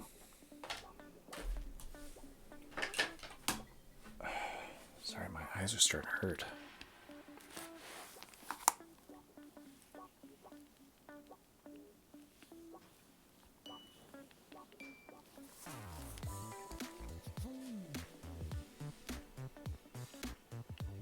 Wearing headphones and glasses and having ears those are incompatible.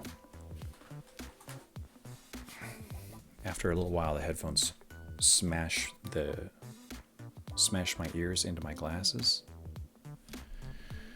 But programming without glasses is also a bad choice because I start getting a headache.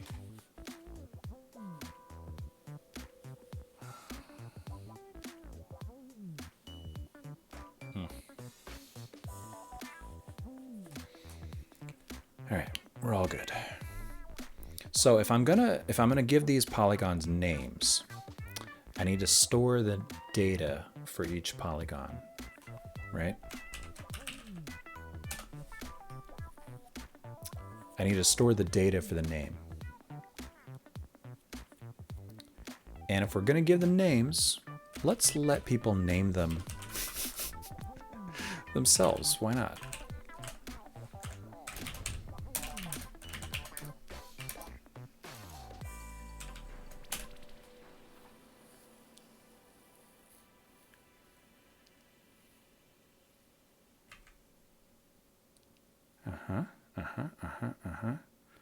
So, this is a wall, which if you look at it in the game, it's just this.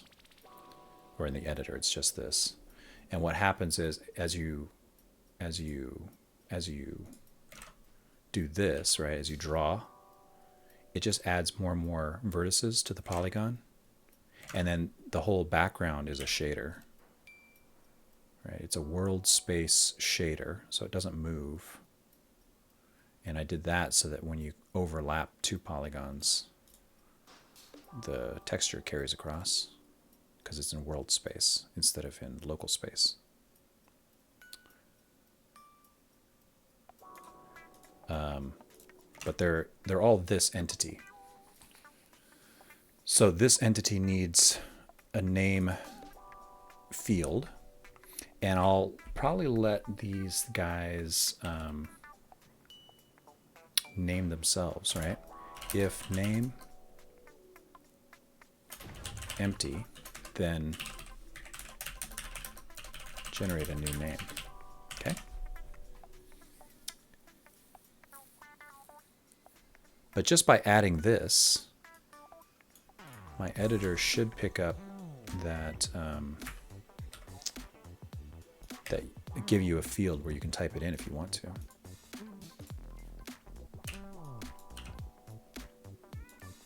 Right? Like that.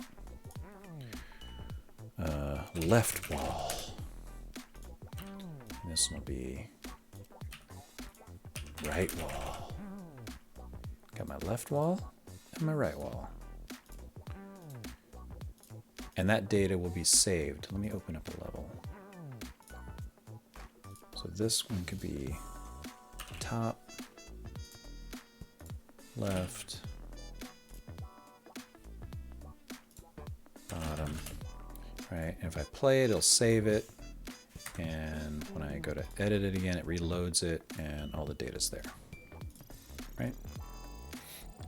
This is all the work I've put into place in the editor for serializing and deserializing all of these all these properties dynamically. I don't have to write any code to do it. I just need to add the property to the object.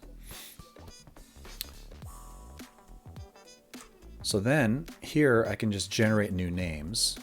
And then here in the editor, I can draw the name. So this will be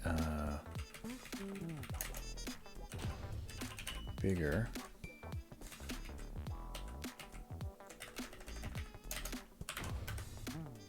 And this will be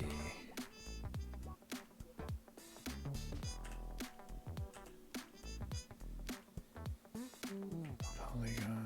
I want this node. Oh, I want this.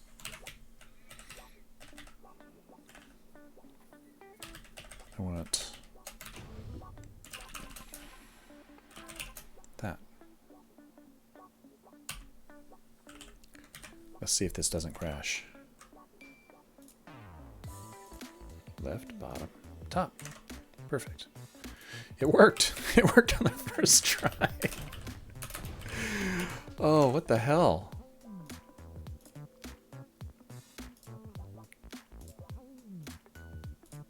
Yeah, that's cool. I like that. All right, so now we just need to make a bunch of cool names. So I was thinking the names would come from names of places on Mars and the moon.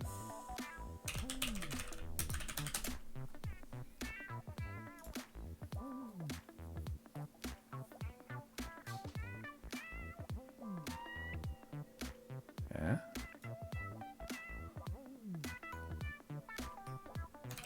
Let's copy all of those.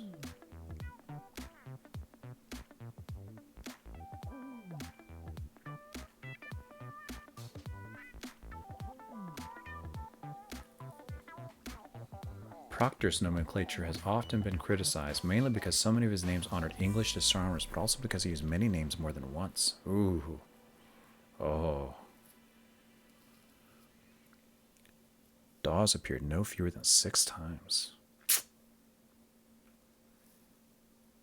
He was hot for Dawes.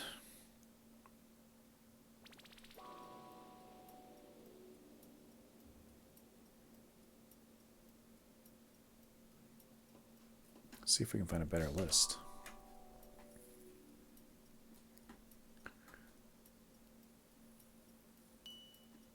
Oh, yeah. Here we go. All right, let's just copy all of this stuff. And then we'll clean up the list. And then I want to get a similar list of features from the moon as well.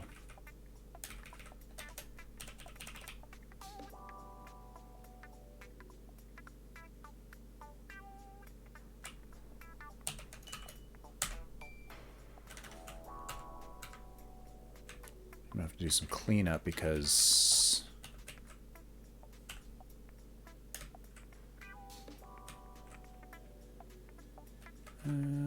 let's do that one.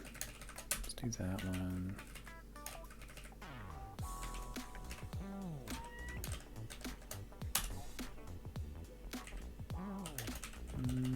Dun, dun, dun, dun, dun.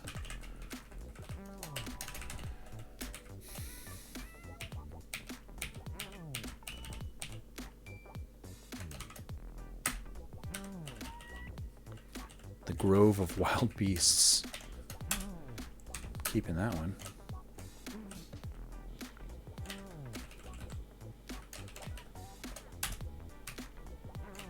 See, I knew this would be fun.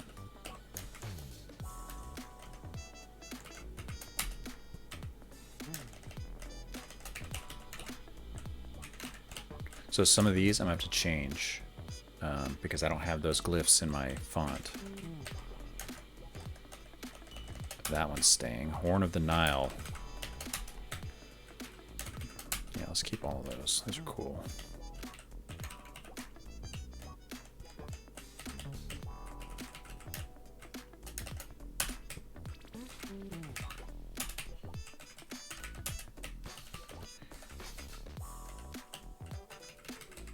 Army swallowing Serbonian bog.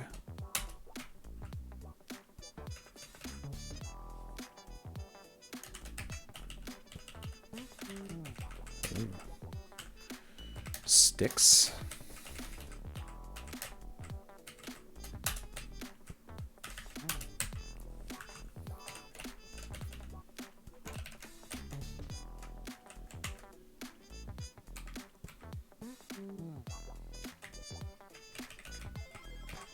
let's look for slashes. That's the only one. So let's take that. And then let's look for tabs. Delete all the tabs. And then let's look for all of these. And change them to AE. And look for all these. Change them to E. I know it's not right, but that's fine.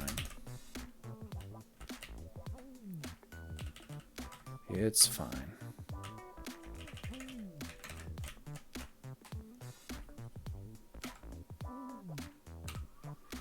Oh.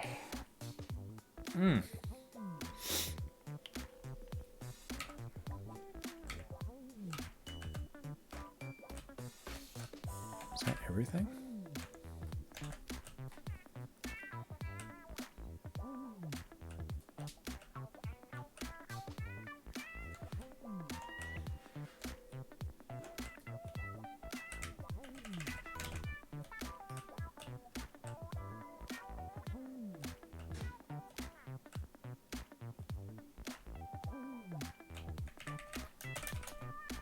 What is that?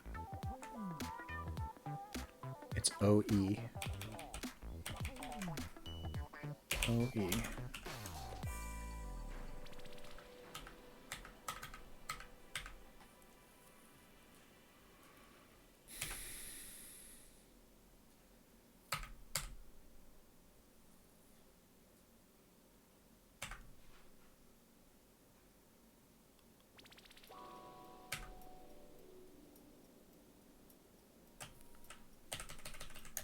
Change those to eyes.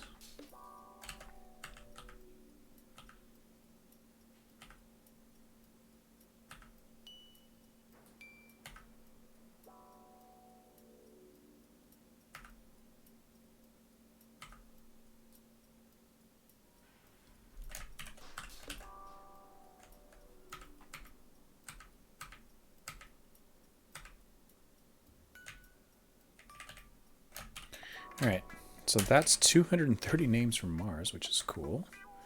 Let's look at the moon. No, let's look at... Yeah, let's look at albedo features of the moon.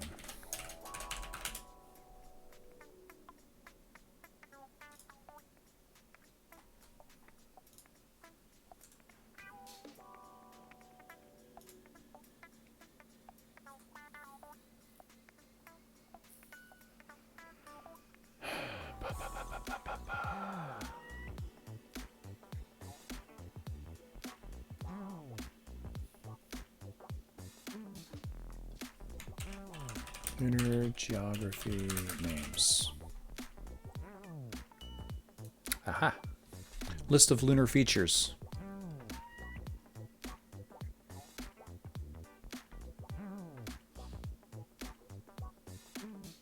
Cool. So many.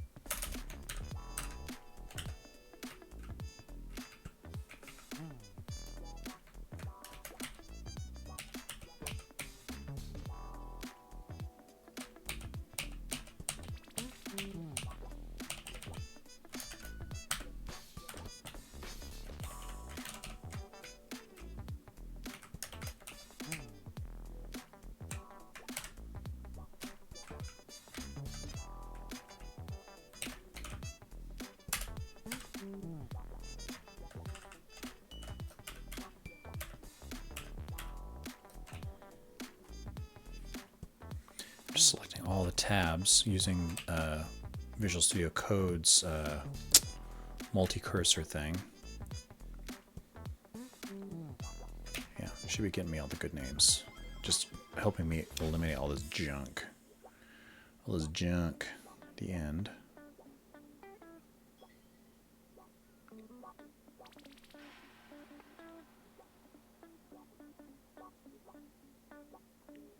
Kind of slow. It's getting there. It's faster than I could do it. There we go.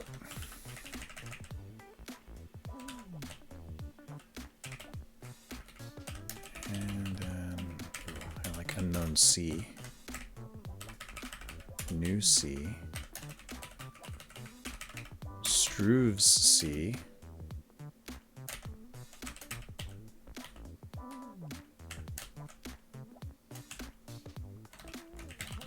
Then all the lakes.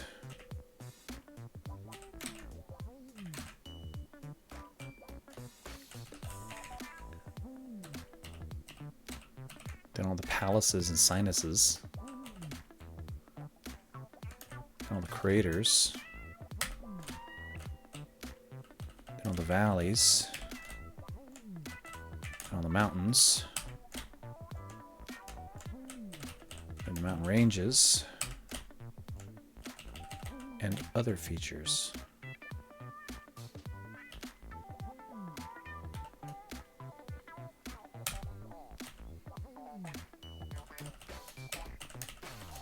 All the dorsa. All the promontoriums. The rimas.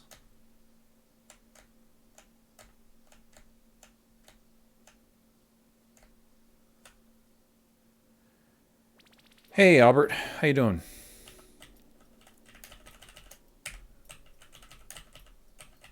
We are naming things. So I'm compiling a list of all the features of the moon and Mars, and just making a giant list of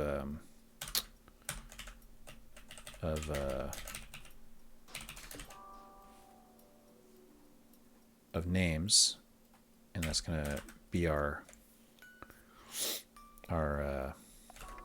basis for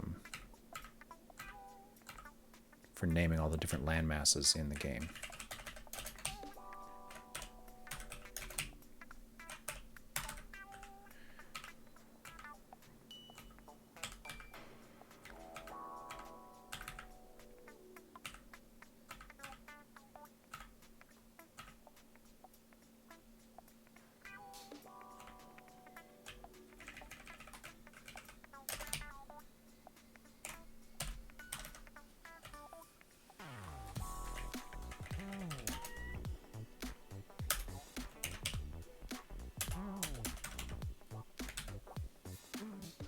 I just deleted an apostrophe, but maybe I need to keep it.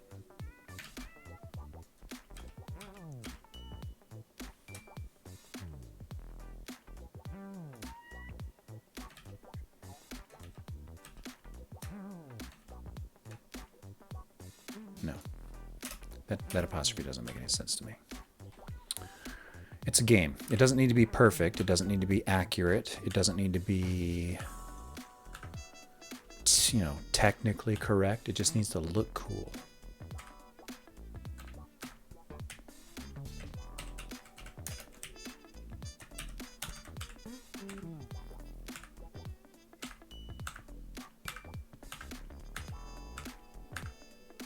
Okay. Let's start with those. And do some code. Well, actually, before I do that, let's turn this into an array. How do I want to do this? How do I want to do this? I could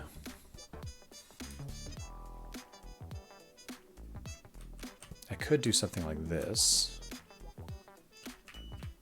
Oops. Right? And just turn it into a big ol' array and just put that in the game. That would be simple.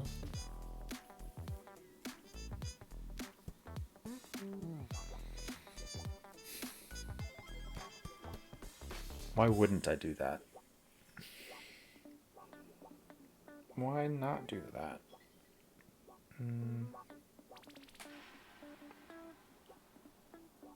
I wouldn't do that because it can be hard to edit it later.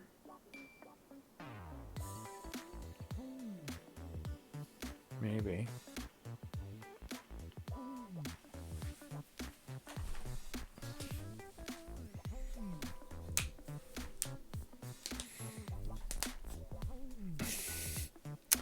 Your raycast isn't working, huh?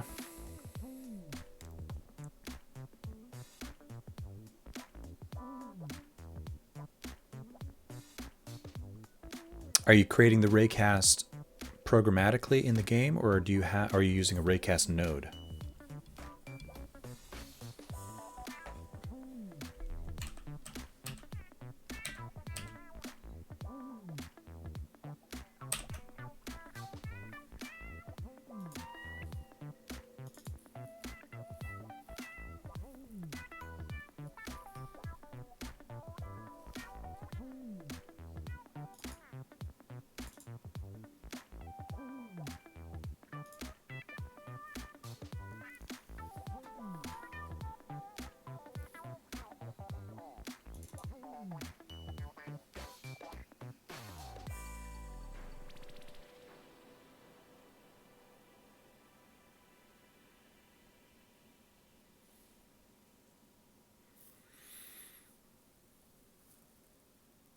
I could see. So the trouble I'm having right here, I'm having trouble deciding, is I could call this names.txt, right, and just save it, and it would save in here.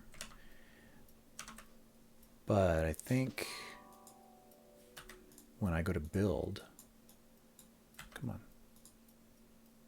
when I go to export, I would need to include text files.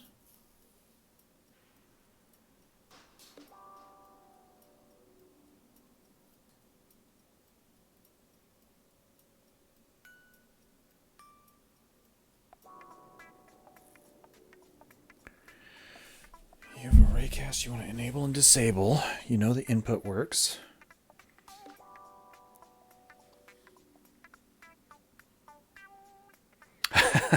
It was working a few minutes ago. Yeah, I've been there. This was working a minute ago. What did I do? Yeah. Sometimes, honestly, you just need to turn it off and turn it on, and then it'll start working. Yeah, I've been there. I know. I feel that pain.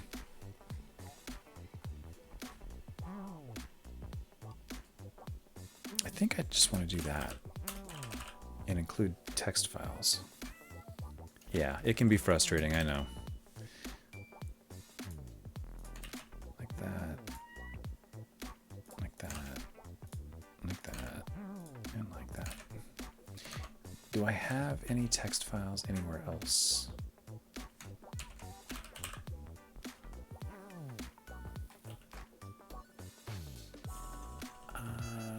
I do. That's fine. In the game folder, I have... Why is that? Oh. Okay. I have 2 text files, but that's fine. I can include those. These won't be included. That one will.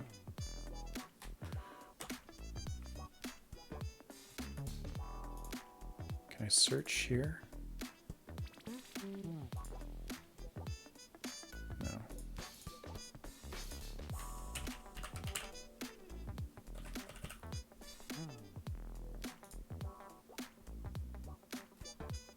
What did that just do?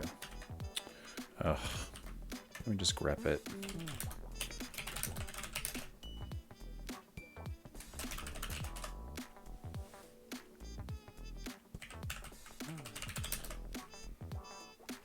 Yeah, that's fine. I don't care. I'll just include these 3 files. I'll include names.txt. Then I need to build a... you know what? Then I have to build a whole thing to read the text file. Ugh. Albert, are you full-time? No, I'm not full-time. I'm decidedly part-time.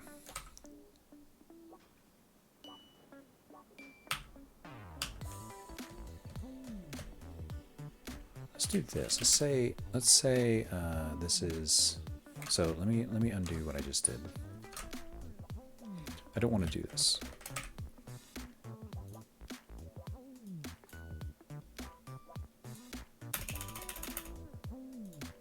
Gotta be careful I don't screw up my build system right now.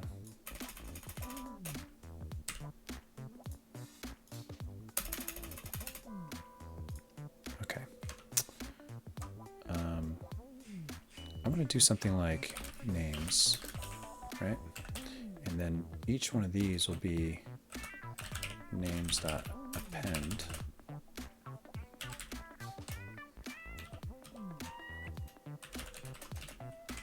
Like that.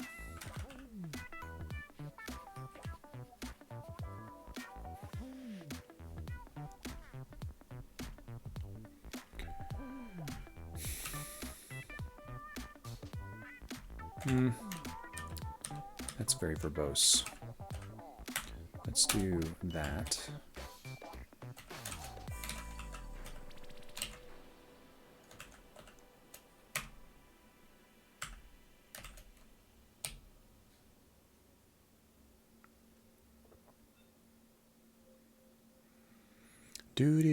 Do.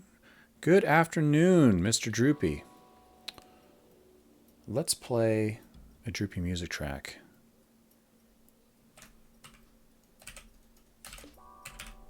There.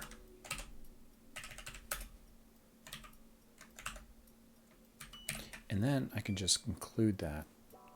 Let's see.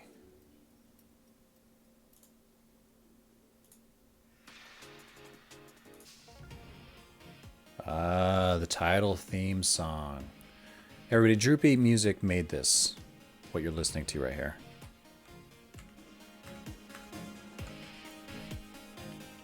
And this title soundtrack and all the songs on the soundtrack can be listened to on Spotify or on Bandcamp or wherever fine music is sold. And it obviously comes with the game. All right, so I've got that. Let me delete that file. Delete. And then I can just put it in the game, right? I can say get name. Get name, fine. I'm not going to use that, but...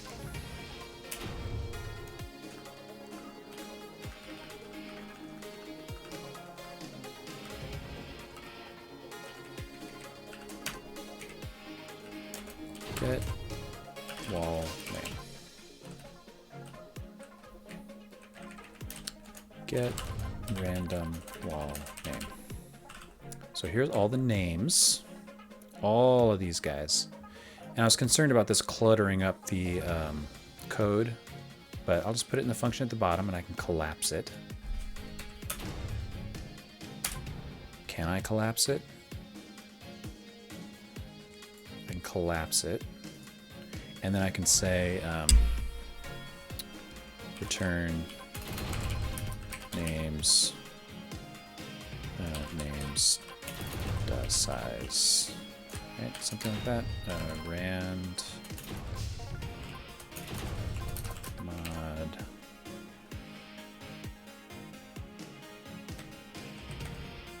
Randy. Yeah, there. So that'll return a random wall name.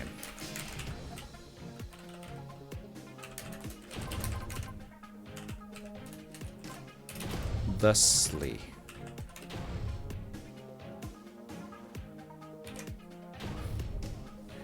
And then the editor is already showing the name. Let me run this and see what happens. I will show you, good sir. I will show you what these names will be used for. So check it out. This one's named top, but if I delete it, and I delete this, and I delete you, and then reload this level,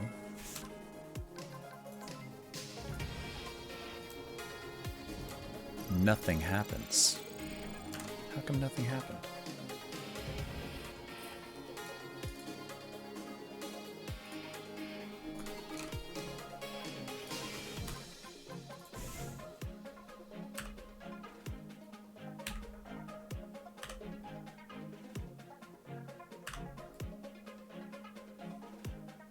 Did it get a name? It did.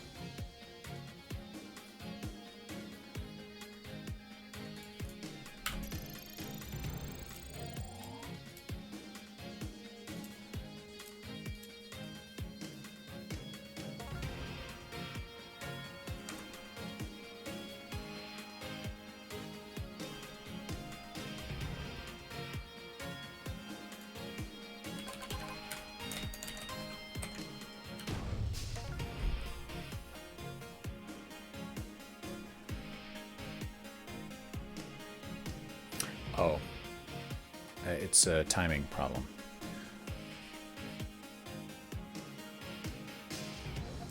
Yeah, it's a timing problem.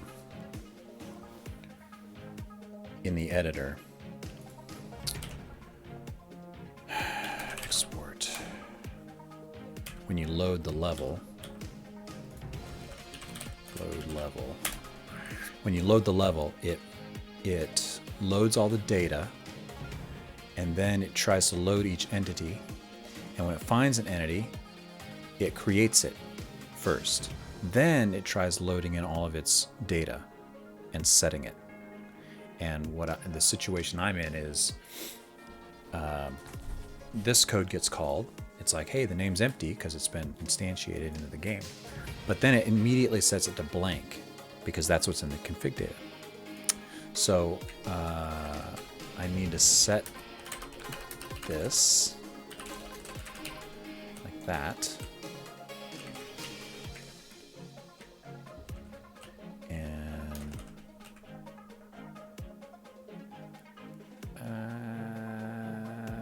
yeah.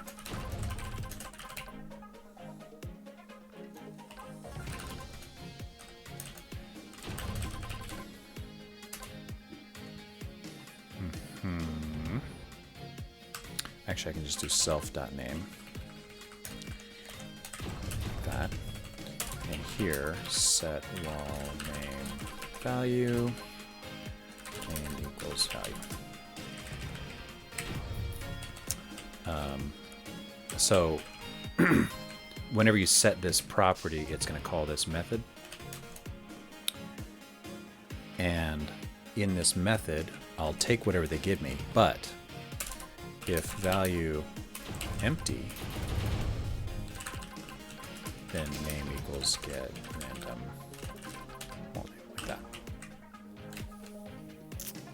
And by calling this one self.name, self means it's just calling this, it'll call this setter. If I did this, it would just set the property directly. But if I do self, then it'll make sure it goes through all this whole set get nonsense. So when things are first created, it's going to do this. And when they're loaded, if they're empty, it's going to call this. And let's see what happens now.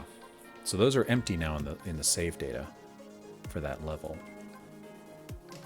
But when I load it, it should fill them in. There we go. And as I create new ones, they should get a cool name.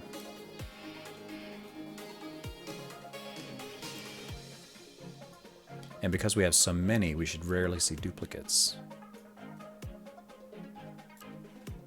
And if I change the name to blank, it should just fill in a new one.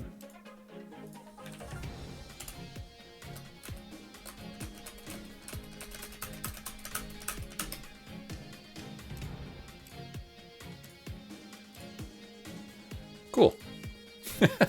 That is fun. I like it. I think I'm going to make that a little smaller.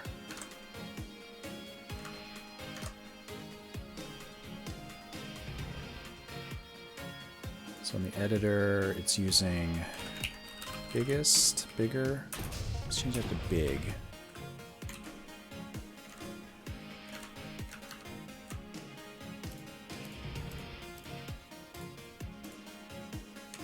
Yeah, and then let's change the position a little bit. Yeah. And this is Arsenos Depressio. I don't know Latin. All right, we have Arsenos, we have Sinus, we have Sinus Medi, we have Sinus Iridium, and we have Rima G Bond. And if I quit and reload,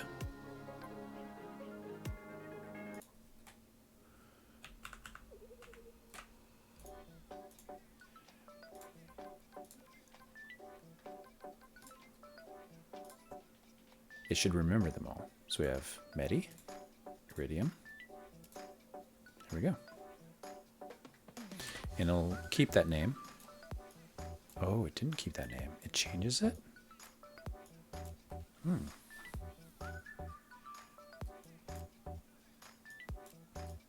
think I wanted to keep it. Why is it changing it every time?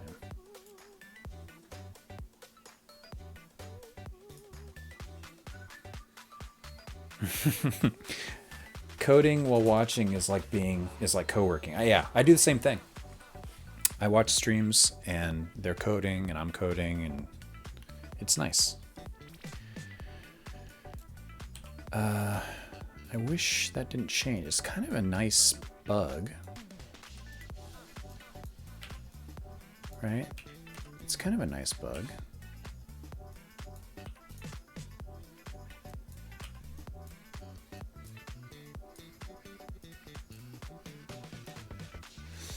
And it's doing that because I think when I know why it's doing it. It's because when if I do that, it doesn't, if I move these guys, it's not going to change the name. But when I erase, it won't change it either. Right? But if I add on to it, it will change the name.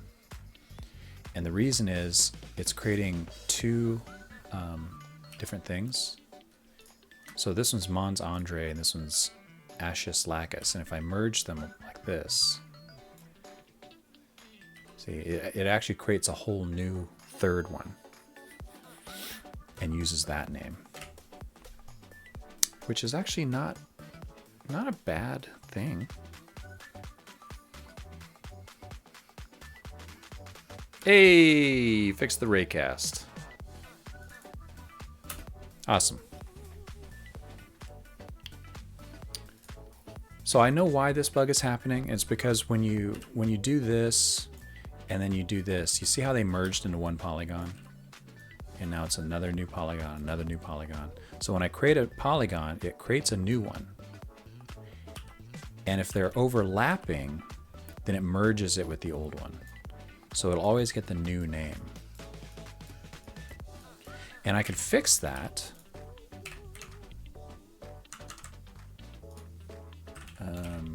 Merge, no. Yes, merge. I can fix it here.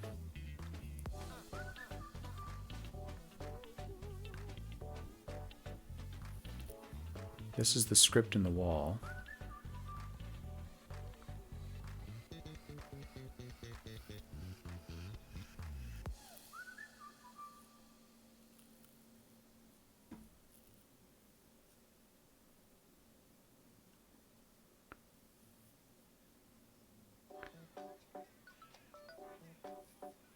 Let's fix it and then we'll decide if I want to keep it or not. Because I kind of like the behavior, actually.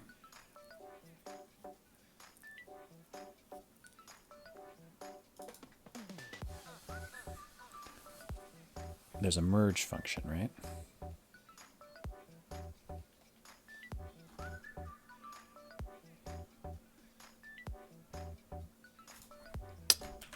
Merge.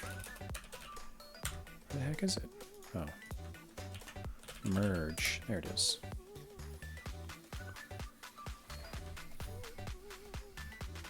So the merge works by taking the other polygon, the other object, and taking its polygon.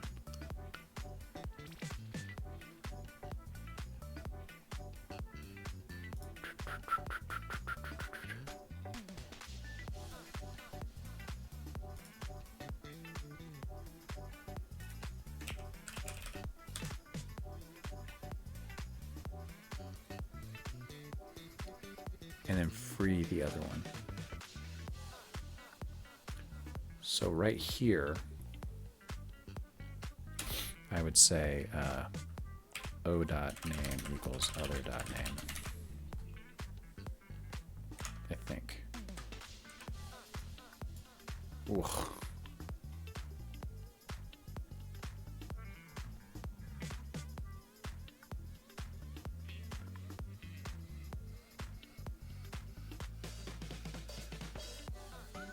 Oh, other dot collider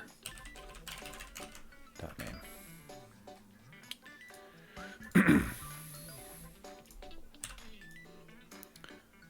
Rima Prins, Rima Prins, Rima Prins, Rima Prins, Rima Prins. Messefons, Rima Rudolph. That's Rima Rudolph. That's Messefons. Now it's Rima Rudolph. Interesting. That's fine. It's not clear to me what should win. Rima Prins, Rima Rudolph. It's going to get one of those names. Lacus lenitatus, dorsum. Ugh, these names. And which one's it going to get? Lacus, dorsum, or Niliacus? Dorsum, of course.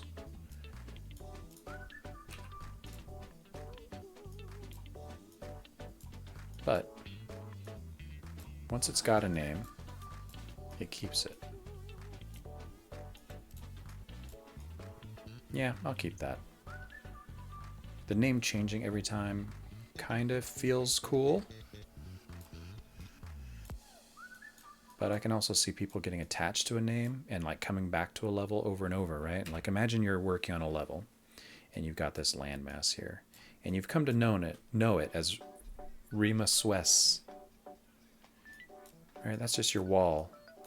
And you're working on this level for days and weeks. And it's always been Vallis Bouvard and Rima Suez. Right? That's how you know how to get around. So then later you go and you move, you do this. You wouldn't want the name to change, right? You wouldn't want the name to change. So I'm going to keep the names.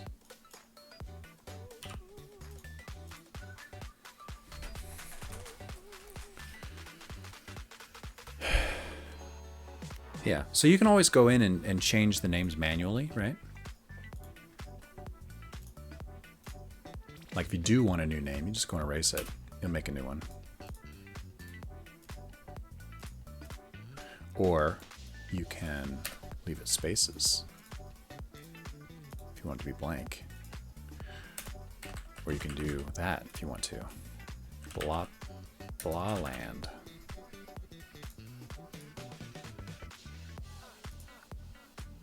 Right.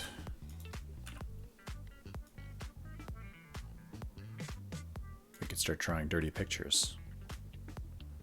Let's not do that.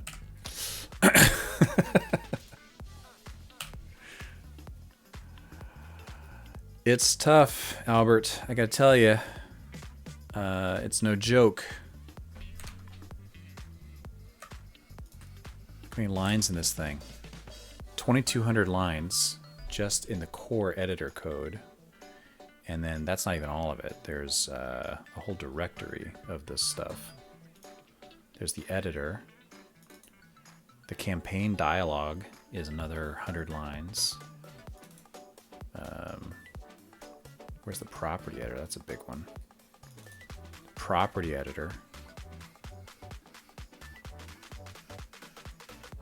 400 lines. I mean, yeah, it's a lot. A lot of code in here for doing stuff like selecting things, placing things, drag and drop, undo and redo, pain in the neck, drawing walls, saving, loading. It took me a couple of weeks to build this thing. Yeah, for sure. I am going to build different types. It's actually on my to-do list.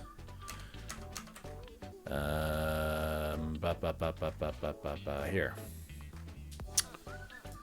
I'm going to start with different kinds of color. So that's a fairly easy one. And then, let me see. Where's my texture for that? Walls, textures. This guy. So I've got this texture, right? My current environment, my current biome. I've got a background texture, right? So you've got the normal wall texture and you've got the background texture. And those work like this. You can take a wall and you can make it a background wall. And then you can draw another wall in front of it.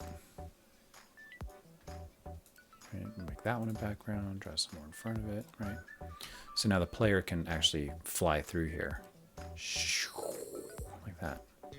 So imagine, I've got a select here of different types of walls you want to add. So the easy one is lots of different colors. Lots. I'll have green, I'll have red, I'll have blue, a pink. Where's my palette? I probably have 4 or 5 different combinations of these things.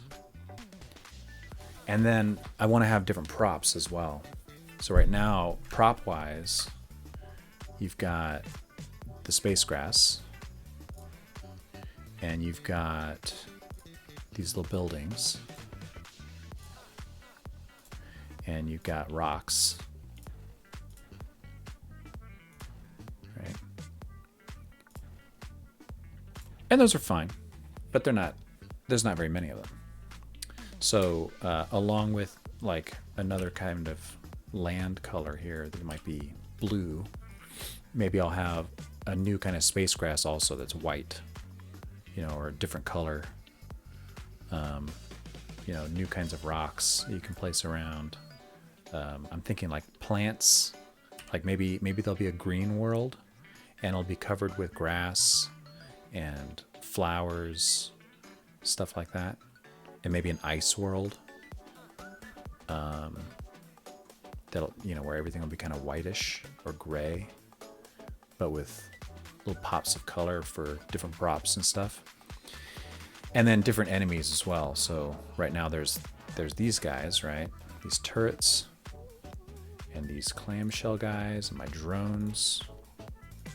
But each environment should have its own kind of unique enemies as well. That's what I'm thinking. So yes, there will be many different kinds of environments, colors, walls, props, enemies for the different worlds. And like right now, I've got, oops, open, what are you doing? Right now, I've got all these levels in Season 1. In Season 2, there'll be a similar number of levels, but probably with a different environment going on. You're warping to another sector, and there'll be different kinds of enemies, different textures, different colors. Gameplay will be mostly the same. But you'll have to adapt, right? There'll be some new enemy types to deal with. Maybe some environmental hazards you'll have to deal with, like, falling rocks, or would you say lava flows? That would be cool. Lava would be cool. Right now you've got these steam vents.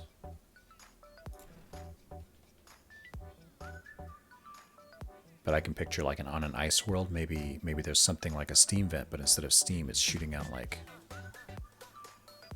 I don't know, ice shards or something. And you've got these lasers, right, to gate things. But maybe on the ice world, maybe it's like a frozen ice wall that you can shoot through. Or maybe a frozen ice wall that reflects your bullets or something. Could be dangerous. Anyway, yeah, lots of ideas. Lots of ideas. Not enough time to work on it all. Or rather, it takes too much time to work on it all. So yeah, that is coming. That is coming.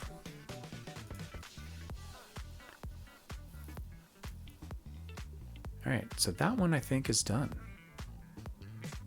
Naming the landforms.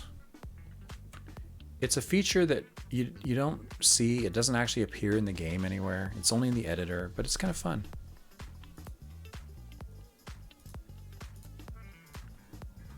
If I open up a level that I've already done, let's open up this guy. Oh, I've already opened that one. Let's open up a different one. So this one I've never opened before, but it should have names now. So as I open all my original levels, they'll get names. So it's kind of just seamless.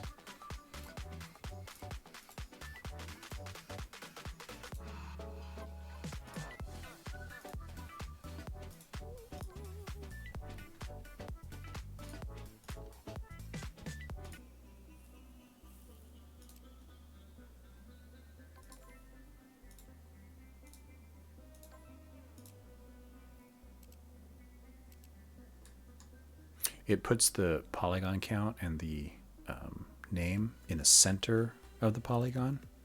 So this one, because it's such a weird shape, the center is kind of right there. It averages the position of all the vertices and then finds the average of them all, which is kind of in the middle. That's why you can see the name kind of moving. I see it moved a little bit as you change the shape of your polygon.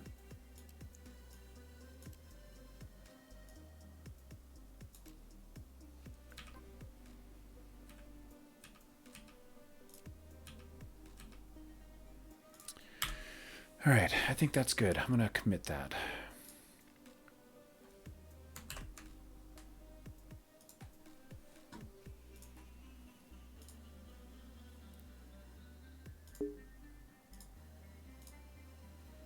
So my wall, I've got the wall name, blah, blah, blah. Got all the wall name data. It's fine. I mean, that's a memory. This uses memory. How big is this file?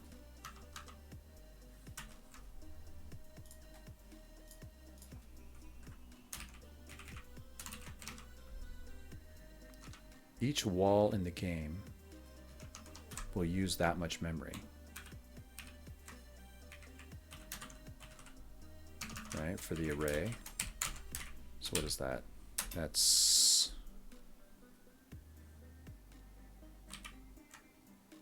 $9K. Typical level might have 20, 30 walls. So, what, 10 walls would be 90K, 100K for 10 walls, 200K for 20 walls. So you have to get to 100 walls before you hit a megabyte of memory. A megabyte. Not a gigabyte, a megabyte of memory. 100 walls. And that's probably very small compared to all the other stuff that the node is doing. Just the node itself is going to use up a bunch of memory. It would use up less memory if I put this in a separate text file and read it as needed, because it would read the thing into memory and then free it. This is going to exist in memory and a copy of it for each. Actually, maybe not a copy of it. Actually, now that I think of it, I think this would only get loaded once because every wall shares the same script. So it's only 9K of memory. It's nothing. It's nothing. I don't need to worry about it.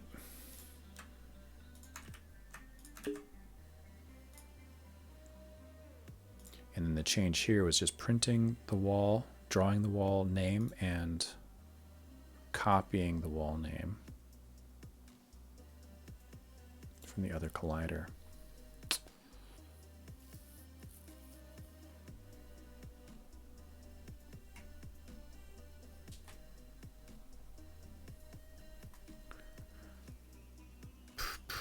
I should change that. Let me refactor that a little bit. Because it shouldn't actually just copy name. That was a quick thing.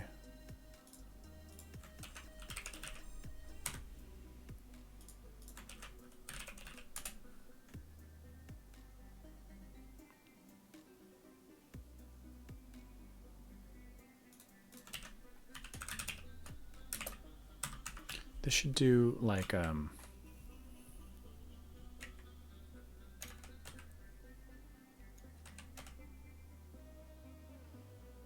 I don't even want this here. I want this in here in the merge function.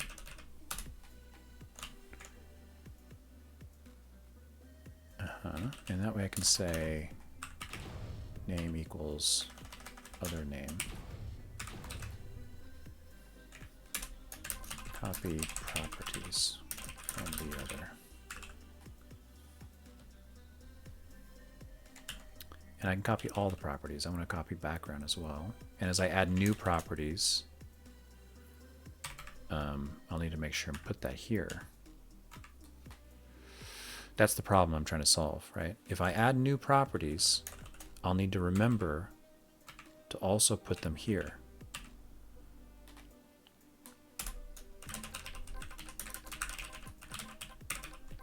But instead, what I can do is write some code that just enumerates all of the public properties. So I never have to touch this code again. Let's do that.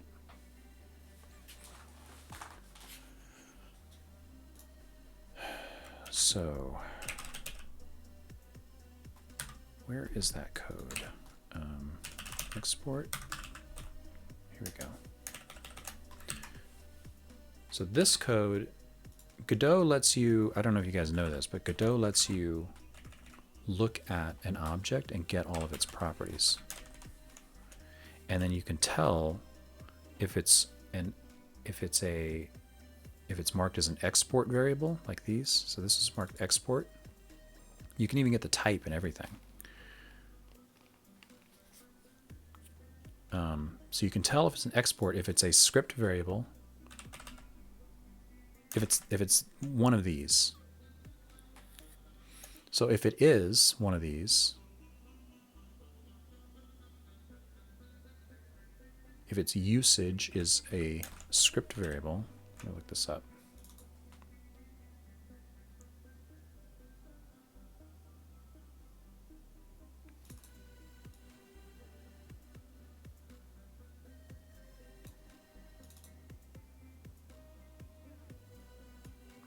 Basically, I mean, I found out through a little bit of trial and error that if you mark a variable as export, this is how you find it. So it's just going to, I just want to get all of my properties like this, right? I'm going to go through all of my properties, and if my property is an export variable, then I want to change, I want to set my prop.name equal to other.get prop.name, like that. And I can delete this.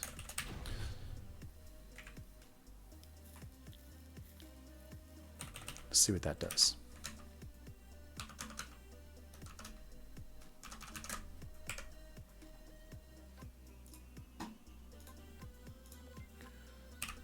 So I'll create. Oh, it's doing a merge, but it didn't need to. Oh, no, it did need to, because every dab, it merges with the previous dab.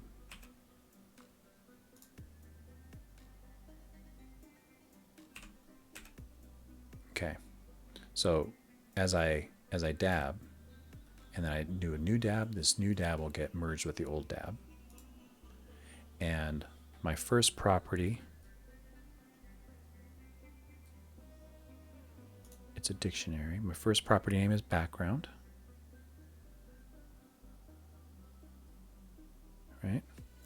I'll continue. My second property is name, and continue. And now if I merge these three, because they'll be the new dab and this one will all merge together, it's going to do the same thing. My first property is background. Second one is name. Background, name. And it combined them. Background, name, background, name. So that works. So now I don't need to worry about forgetting to update this. It'll just dynamically work. And as I add new properties here, that'll take care of copying them every time there's a new dab, so that I don't create new bugs down the road. Hey, Judd. I wear it for you, man. I'm wearing it for you. Has it been 2 hours and 45 minutes? Sheesh. No wonder I'm getting hungry.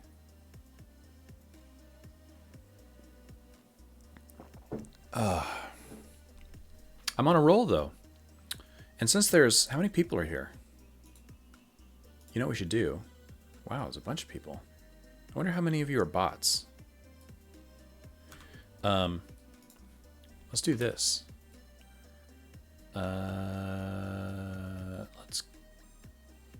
Let's do a commit real quick. So I've got this code, drawing the text, and I've got all this new code in the wall for updating itself, the new property, copying the properties, and I've got all my names. Yeah. All right. Added landform names in the editor for every wall. All right. This will be fun. I'm going to quit this. I'm going to start up this guy. This is my Twitch chat integration thing. I'm going to run this. All right. So now, as everybody chats, a ship will spawn in.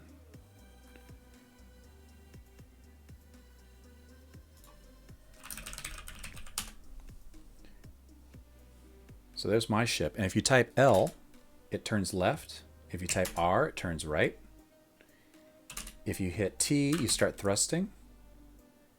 And if you hit S, you start shooting. And the round has begun. So L for left, T for thrust, R for right, and S to shoot. Sorry, whoever that was. And the commands are throttled to 2 per second.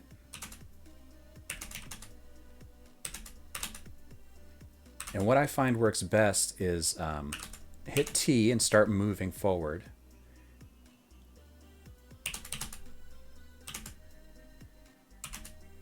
And then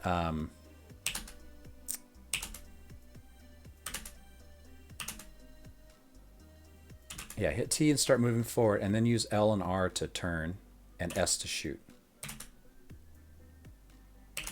If you hit a wall, your engine will cut off.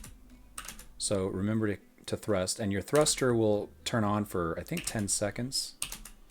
So you just have to remember to, if you want to keep moving, to thrust every once in a while. And keep the bullets flying.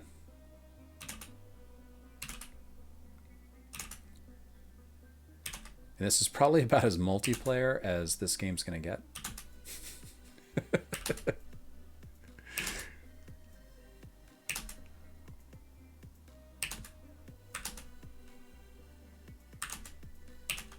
Oh, Albert got a kill.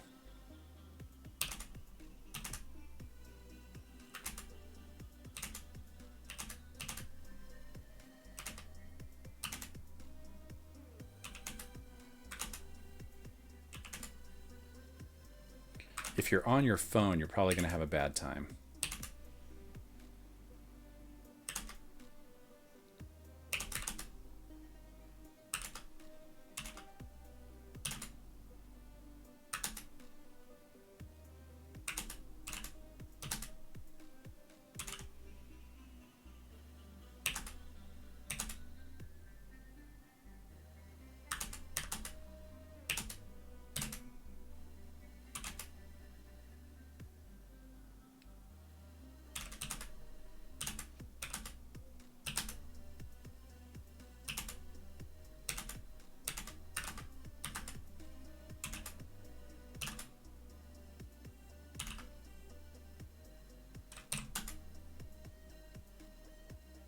Oh, that was close. You almost had me, Javi.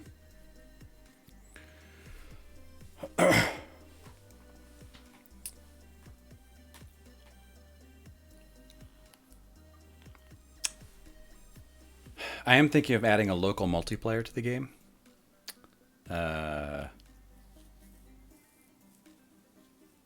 Yeah, thank you. I am thinking of adding a local multiplayer to the game, so you'll be able to play it with your friends, sitting on a couch, or through what do you call it? Steam. What is it called? It's the Steam Play Together thing over the internet. But I'm not gonna add like a real. I say not, like I'm never gonna do it. But I don't currently plan to add a real networked multiplayer version of the game. Oh, here we go. Round 2 has begun.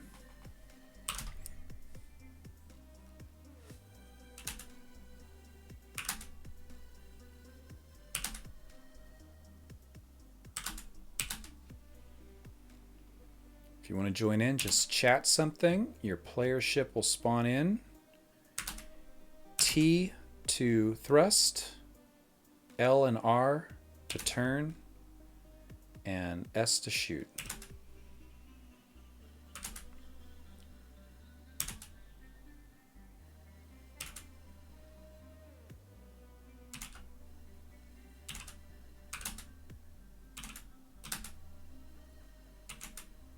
Oh! BMO has the win.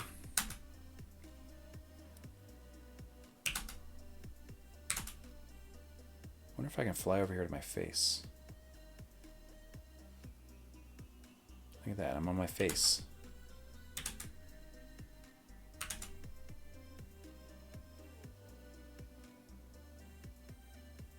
All right, BMO, let's gang up on Judd. Judd's been spying on me.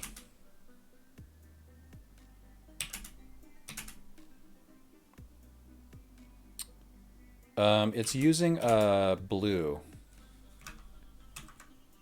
Whoa, whoa. It's using that. So this is what the actual game looks like.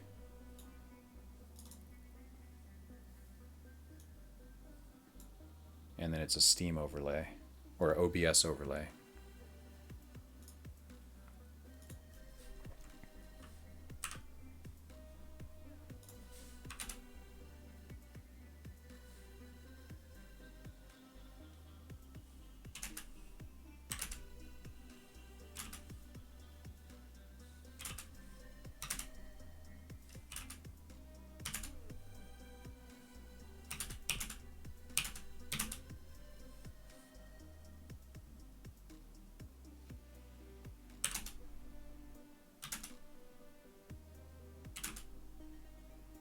It could be buggy. There you go, you turned right. You can only do one command per line, so you can do R or you can do L, but it won't recognize R, L, L, L.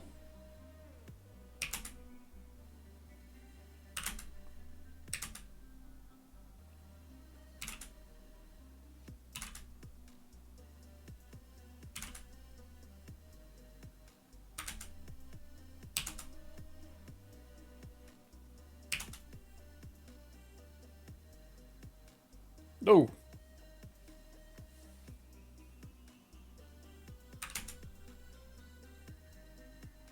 Yep, yep. It's not perfect.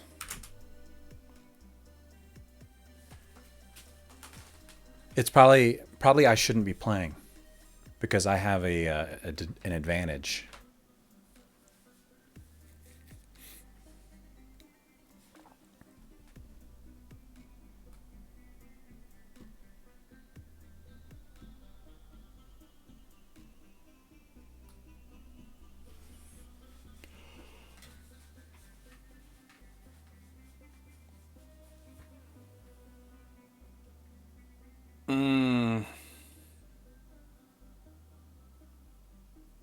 Yep. Yep.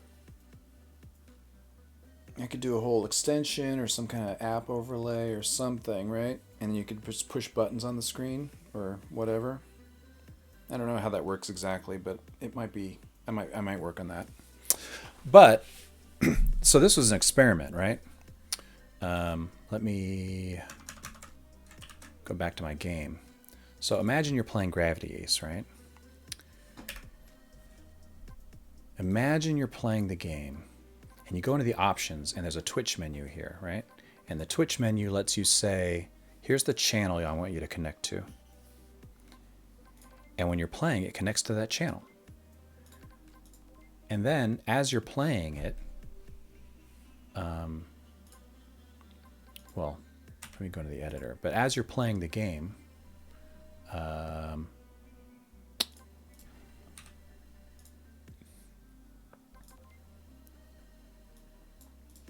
you could see, you know, different messages popping up like that, right? At the bottom of the screen.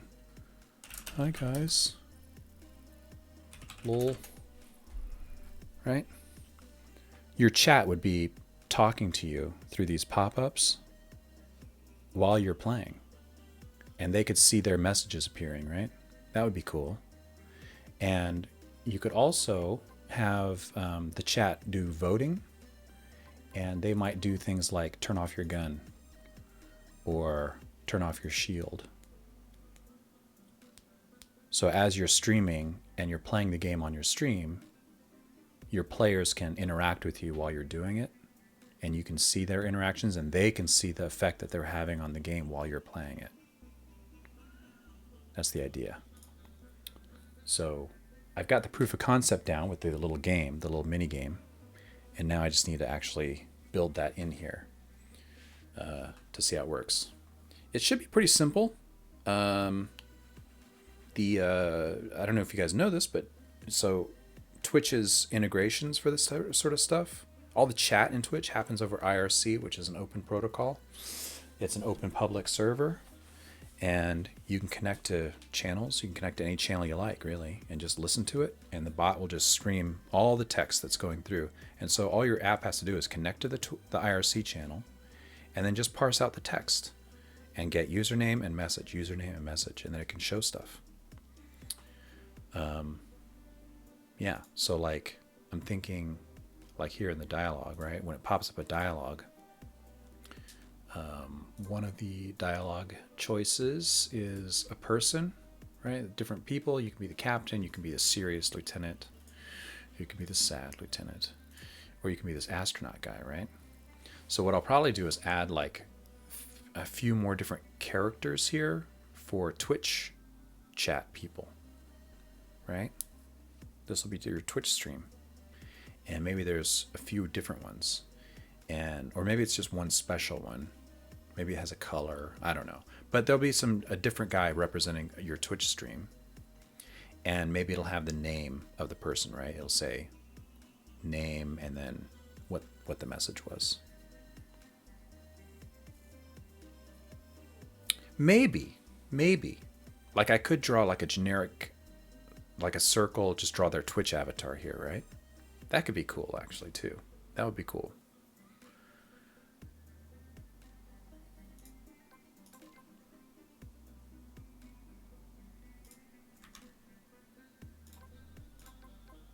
Yeah, so while you're playing, right, you're just flying around, minding your own business on your Twitch stream, talking to your people. And all of a sudden, oh no, they turn off your gun. What did you guys do? Why'd you turn off my guns? Turn my guns back on. And then, you know, it pops up down here. Oh, lol, we're messing with you. Whatever. And it's one of your Twitch people, one of your followers, right? Here, I'll turn your guns back on. He turns your guns back on for you. That could be fun, right? Yeah, those chat dialogues, they appear for like, I don't know, 5 seconds or something. So what would have to happen is, I mean, I'm imagining somebody with like, 50,000, people watching, right? It's not going to show everyone. It'll probably just show like, I don't know, it'll show a random one, right? A recent one as they come in, but it's not going to show everyone. So you have to get lucky, right? To have your message show in the stream, in the game. But I think that would be cool too. That would encourage people to chat more, I think.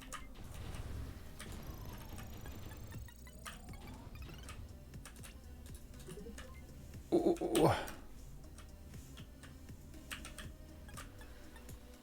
You seen this ring around the shield, Javi? That's the new indicator I just put in to show that your shield will go down if you keep holding down the fire button. And it refills, and then your shield refills.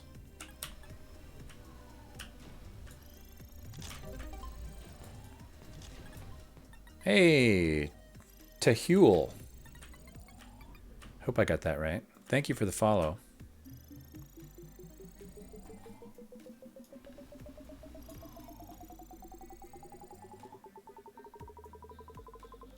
Thank you, sir. Oh, oh, no! Oh, I thought I was dead. I thought I was dead.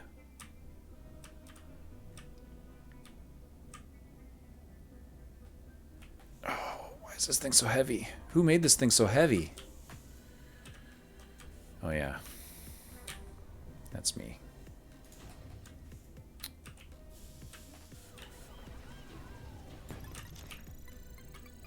Yeah, I like it. It's the fuel gauge is it's not distracting, right? Which is a nicer way of saying it's still pretty subtle and easy to miss. But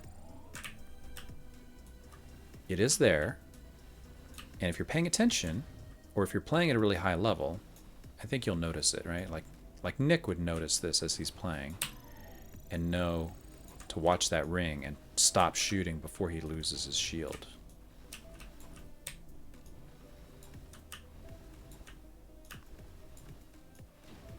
And it's all connected to the shield timer, the shield energy timer. So if I change the timer length, then that automatically will adjust itself. Nice. Ooh, what just happened?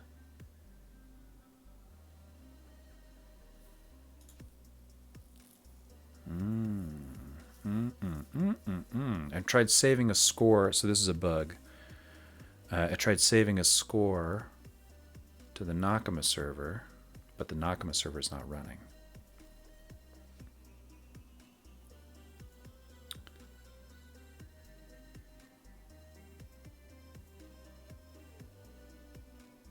So what am I calling? I'm calling check session. Oh, I'm yielding to check session. But check session is returning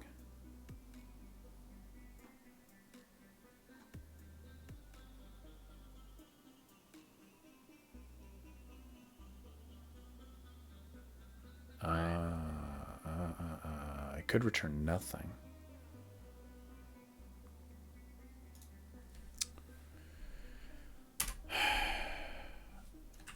What did it return?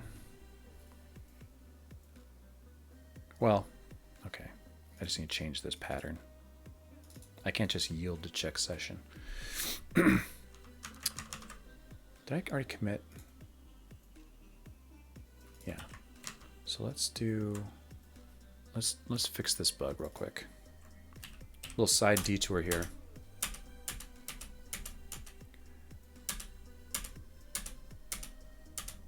I need to do ret val equals this if ret val is g script, no, gd func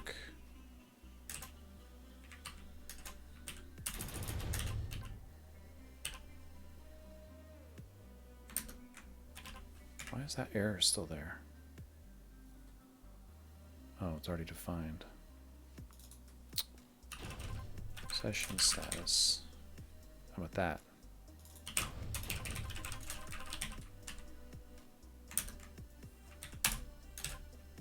Then I can yield on session status completed.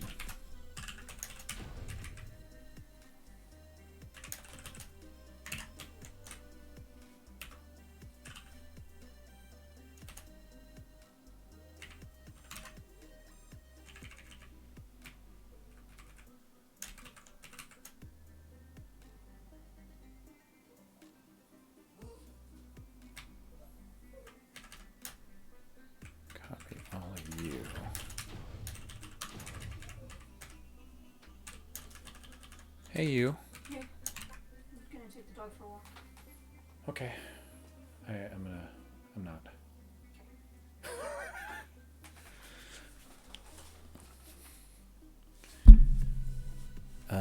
Yeah, I need to fix that.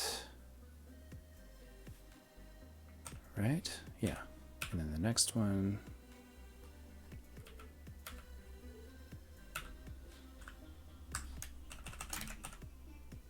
Result.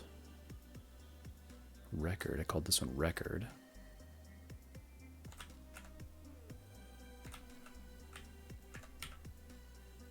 I called this one record as well.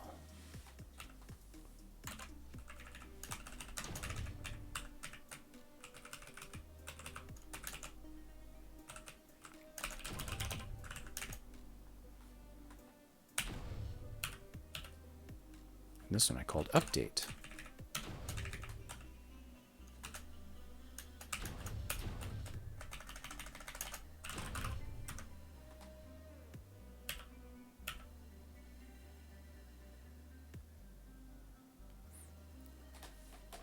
Yeah, I'm using Nakama for leaderboards, and I'm going to use Nakama for data storage as well, for sharing levels.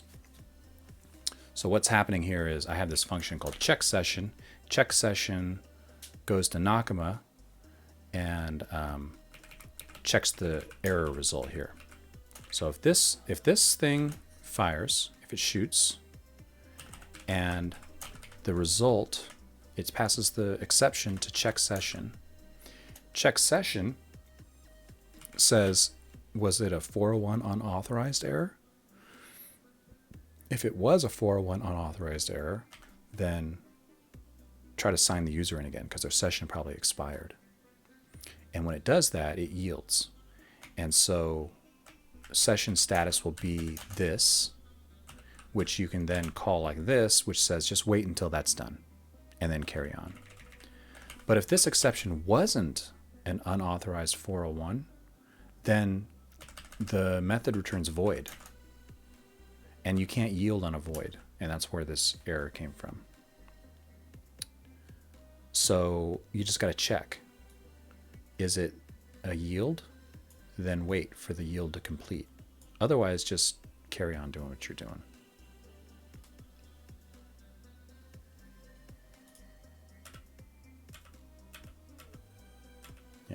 I use that same pattern here in game over,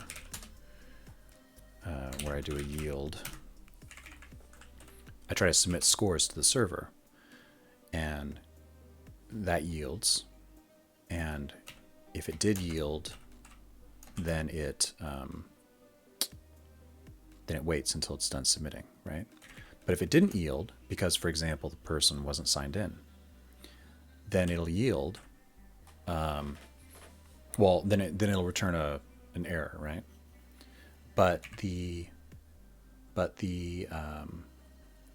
check session will run, and it'll try and log the person back in.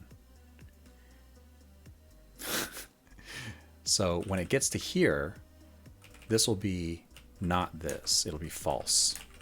But the person will have been logged back in again, and so it just tries again a second time. So it tries to submit the scores twice if the first time the user wasn't signed in or their session timed out. And then it just logs them back in again through this nonsense. And then it just tries submitting it one more time. If it doesn't work the second time, there's something else wrong. All right. So that should take care of that bug. Let's test it real quick. Let's finish a level. And Nakama's off, and it shouldn't crash the game this time.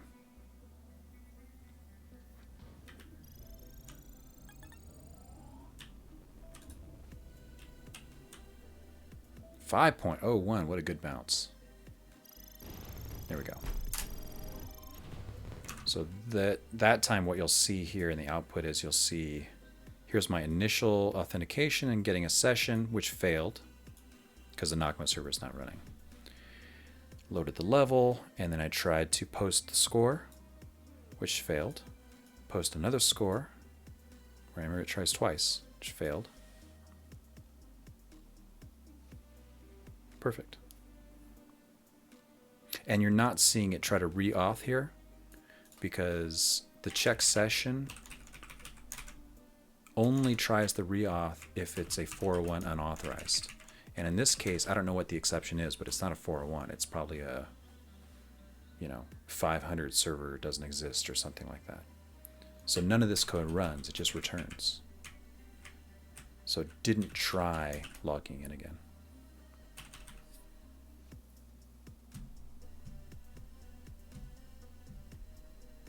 Yeah, that's fine.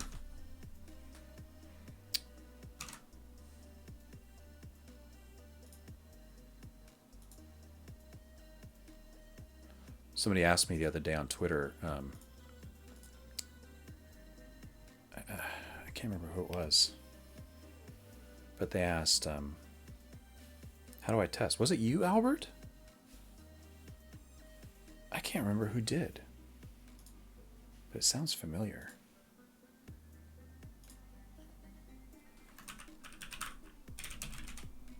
It was you. Yeah. I thought so. Yeah, you asked, because you're using like a unit testing framework, right? You asked, how am I unit testing my game, right? Or what testing framework am I doing or whatever? And I said, I just play it a lot. I don't test. I mean, what you saw, that's how I test. Yeah. I'm a bad programmer. I'm bad. I probably should put some kind of unit testing in. Maybe I will for some of the, well, I don't know. I probably won't. And the reason is this stuff changes so much. Like I have so many different functions and methods in here, and I change them all the time, that if I tried adding unit testing on top of this, I would not finish the game. I would never finish because I'd just be rewriting my tests all the time. If I had something like a server component that didn't change very much, then it would make sense to me to unit test that. But the actual client code in the game, I'm changing it just constantly. And or it has like a really visual component to it, right? Like I want to see if like how do you unit test this? If you change something in the game and then you want to make sure that the player still flies the same, or it can still turn in a certain radius, or it bounces the same when it hits a pile of boxes. I don't know how to unit test that kind of stuff.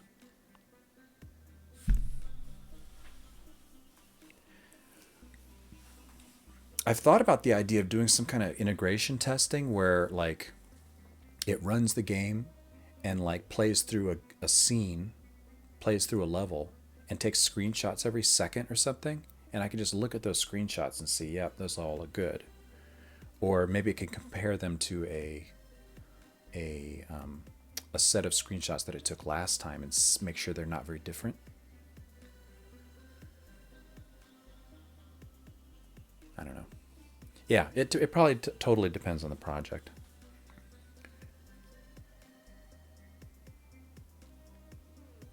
Yeah, the trouble with doing it manually like I'm doing is I obviously can't test everything, right? I can play through the whole game in about an hour. But even that's not a guarantee because I'm going to do things differently than a player would. Yeah. I mean, that's kind of why I just, every time I make a change, right? Before I make the change, I look at it, I play the game and look at that point in the game to make sure I understand what's happening. Then I make the change, then I do the same thing again and see what changed and make sure that the thing that I changed is actually doing the thing that I expected it to. And so far, that's been enough. I hope that's enough.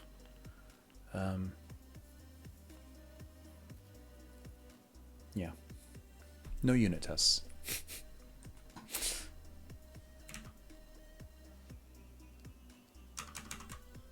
Let's commit that. Fixed bug when Nakama is offline.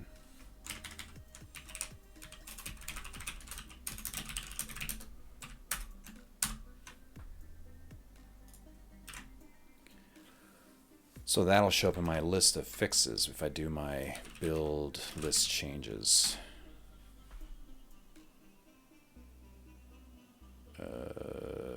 Right?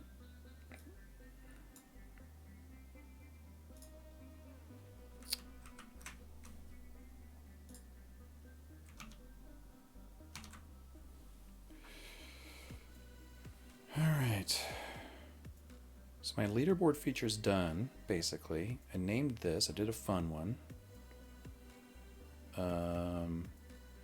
We played around in Twitch chat for a while. I just need to set this up. But I'm not going to do this on stream because it's boring AF.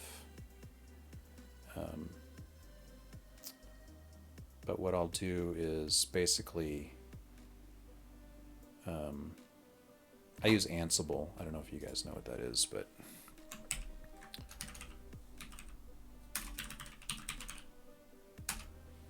I use Ansible for all of my servers that I run. And where the heck is it? Is it tasks? No. No.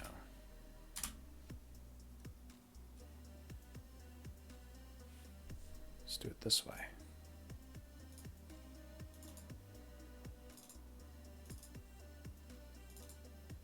So an Ansible file, it's this big YAML file basically, and it's an app.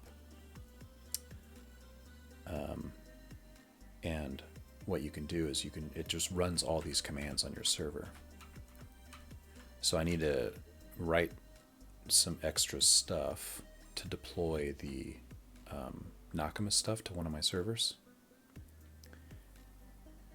And, that's going to involve a bit of fiddly configuration stuff, like I need to choose a encryption key and session timeouts and just boring stuff like that. But once it's all up and running, then when you're running the game, I've got a Nakama section here in the config, right? So I'll have a server key, some kind of secret key that will be shared with the game. And this is the domain I'm going to put it on. And once this is up and running, it should start submitting scores to the leaderboard. So I'm not anticipating this task taking a long time. It's just, a day maybe of setup. It's just boring to watch, so I'm not going to do that right now. And then this will be a lower priority. I'll do this at some point, but maybe not right away. Let's move this down.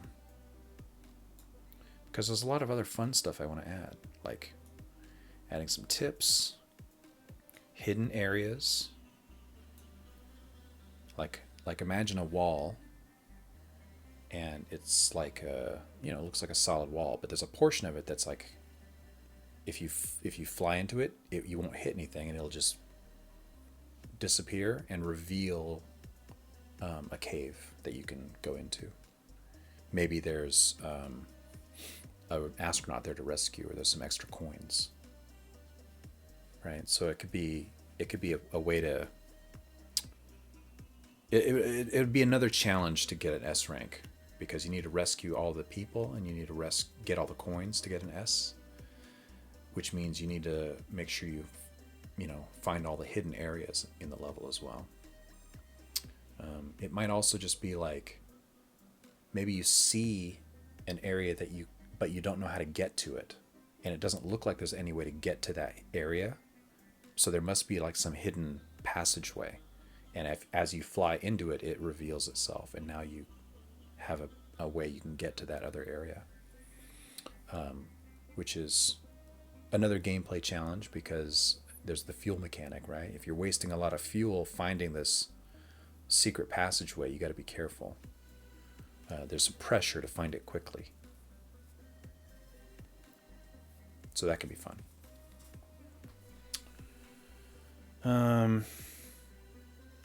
This one might be fun. Tractor beam as a grappling hook. I was thinking of procedurally adding little grapple points all throughout the level, on just random vertices. Let me see. Like if you go to the editor again.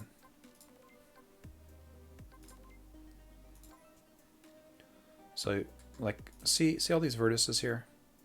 Each one of these is potentially a grapple point, right? Hey, Soap.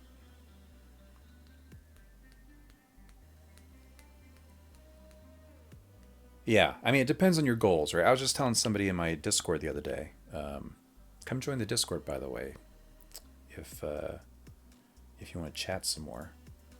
Go to gravityace.com and click the Discord link and come join. But I was thinking procedurally generating potential grapple points behind every vertex. And what would happen? Uh-oh. Did that just happen? Judd? Hey! Alright, well, I guess I gotta do it. I should probably put some kind of notification or something when somebody redeems those channel points.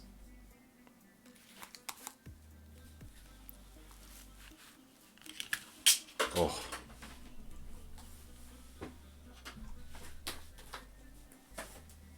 Oh.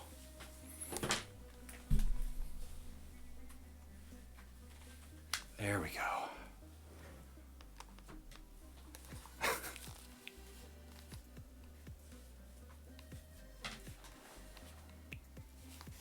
No, that's for you, Judd. I'm wearing this hat because you told me to. Yeah. This is something new.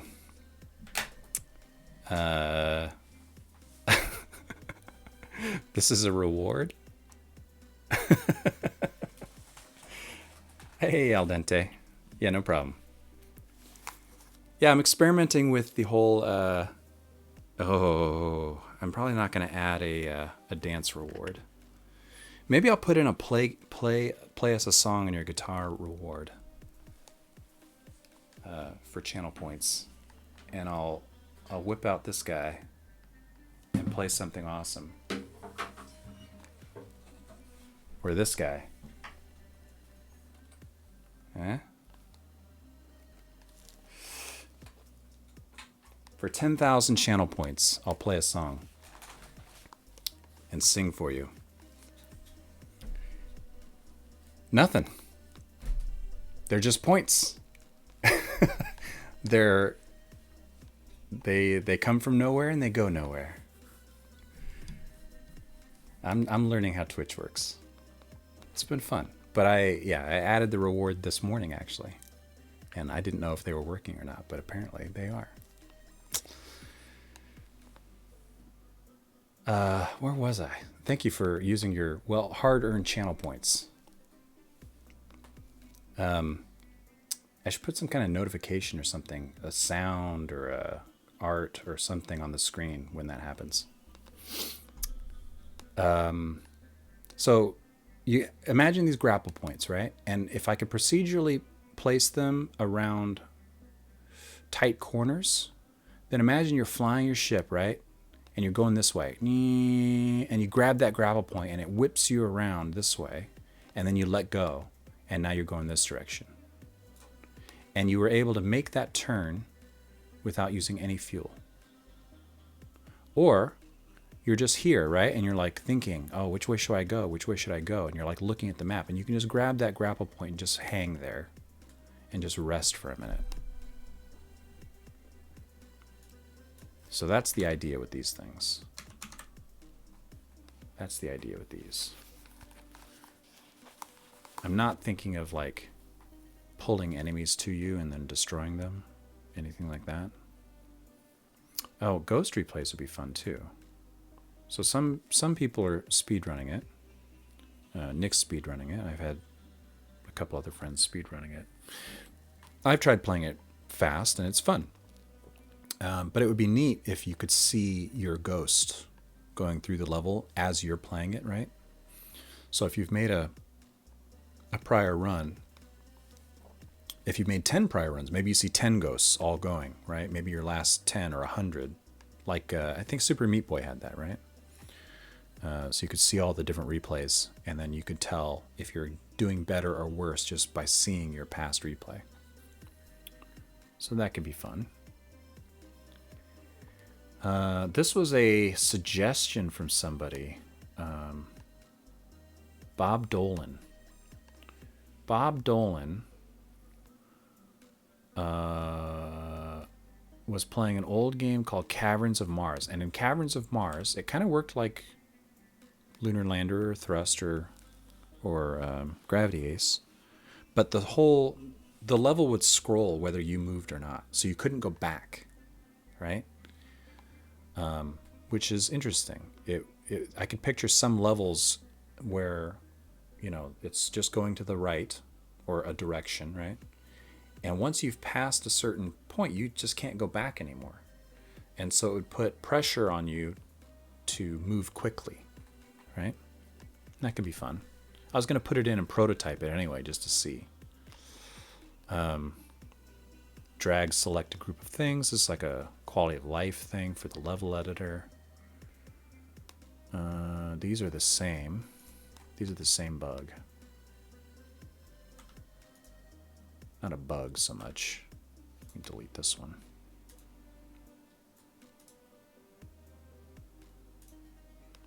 Just the laser broadcast could be more obvious that the laser's about to turn on. Right now it shoots a little red beam, which you'll see here. It shoots a little red beam, and then the main beam comes on. But it could be more. So that's what that is. I don't think I'm going to do that. I don't even want to talk about this one. I don't even know if this one's... Yeah, I don't know. Both of these were like working on some way to buff the ship when you pick up coins or when you pick up shields. And the coin problem is that coins don't have any purpose except to get the S rank. And I thought it might be fun to give them an additional purpose. Like, if you pick up 10, your lasers become twice as powerful for a few seconds. I don't know. It's a problem because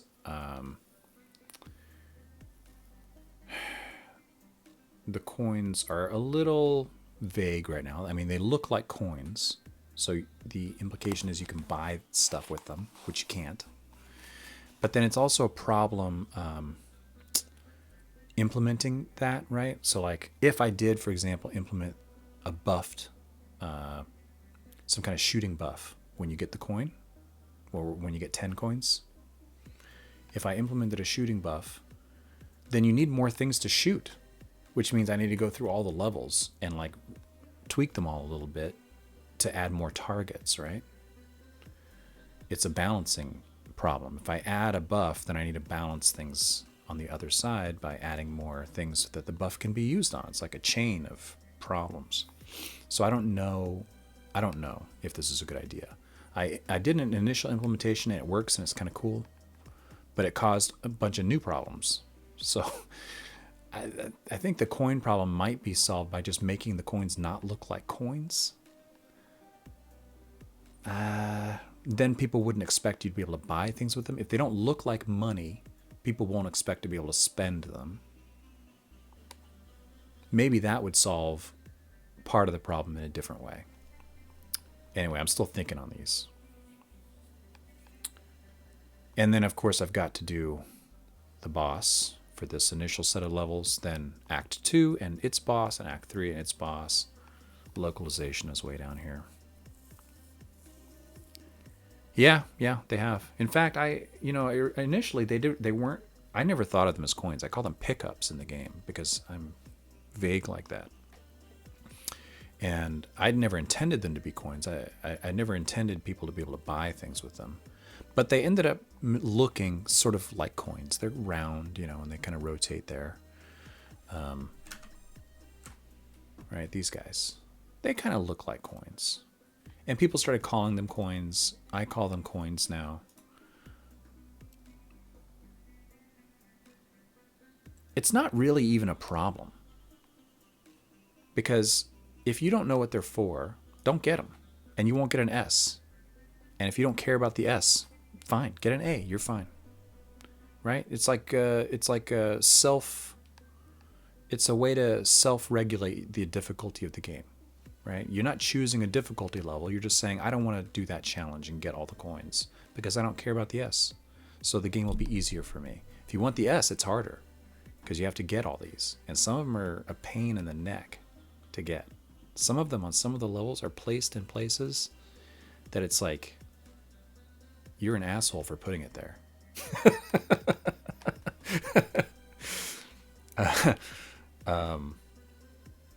But it's an optional challenge, right? So it's fine.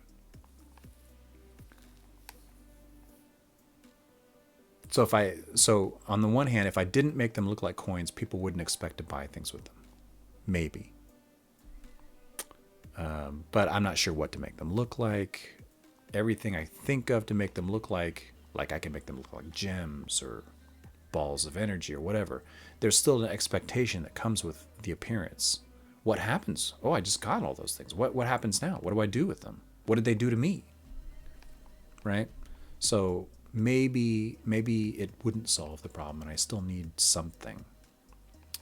I think the basically, to put it succinctly, I think the problem is that the coins, when you collect them, creates an expectation that something is going to happen. And right now, nothing happens. You get to the game over screen, and then you see, oh, look, I got an A, I didn't get the S, and it's because I missed one coin. Now you know. But as you're getting them, you don't know. And after the fact, you're like, oh, well, okay, second level, I guess I won't get them. I mean, what's the point? I don't want the S's. Which is kind of the original intent, but I don't know. Anyway, this is the coin problem.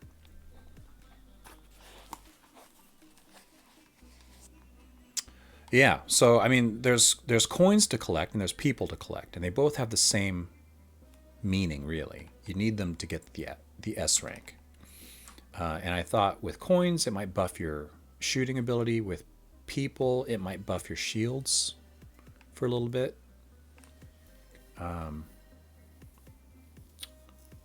But I don't know. Both of those seemed inadequate to me or caused new problems. And so I moved them down to the bottom of my list here because I want to do something, but I still haven't figured out what yet. I haven't decided what yet. So, and you notice these things, right? These are like the big ones that I need to do, and they're way down here at the bottom because I don't want to do them. It's going to take a while. It's hard. And then I've got all these other ideas over here. Some of them are, new enemies. The player versus player local multiplayer mode. Dark levels, where you can't see the whole thing and you need like spotlights or something. Maybe different types of ships you can fly. Maybe.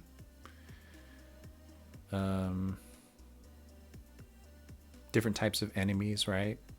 Mines.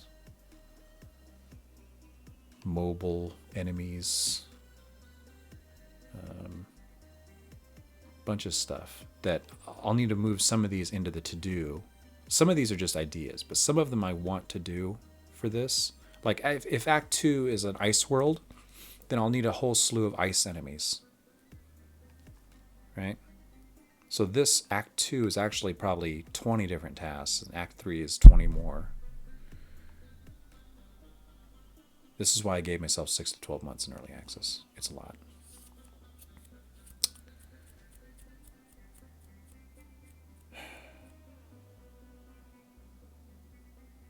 Tensor Cat. understandable using coins. Yeah. It is comfort, right? People are used to it. People understand coins, or they think they do, right? People see something coin-like in a game, they know they need to get it, right? And it's like, I don't know, maybe it's not a problem, right? Because maybe, like the Mario games, there's coins, right? And stars. But what do they get you? It's not like you upgrade Mario, right? Lots of games have coins and things that are collectible that don't do anything. They're just there to collect. And that's fine too. Maybe I could just take that stance. For the boss, let's see. Let me sketch something out. I'll show you guys what I'm thinking. Let me do some sketching for you. Where's my pen?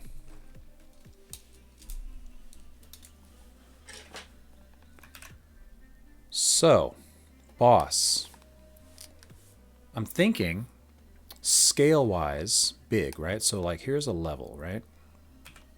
Here's a level. Here's like a wall, and here's another wall, and here's another wall, right? And here's a wall, and here's a wall.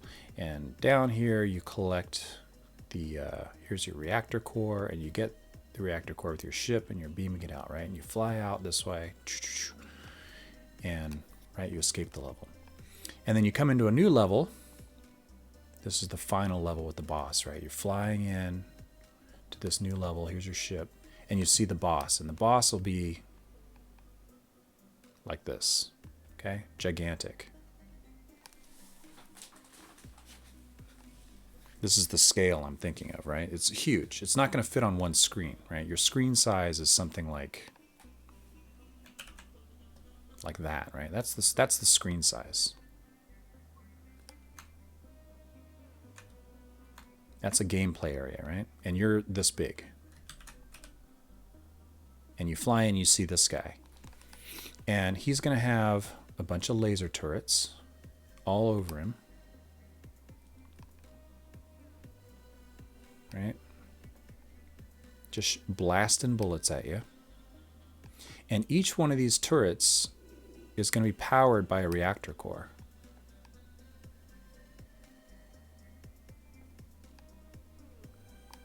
Right? Each one of these turrets is going to be powered by a reactor core. And they'll probably have a shield as well. I'm thinking shields. And then, you know, back here, he'll have some missile launchers shooting missiles at you. Over here, he's shooting missiles at you. And then maybe he'll have like a docking bay here launching drones out, right? And these drones will come and find you. So he's dropping drones out. He's shooting bullets at you. And he's shooting missiles at you, right? And each one of these things is powered by a reactor core.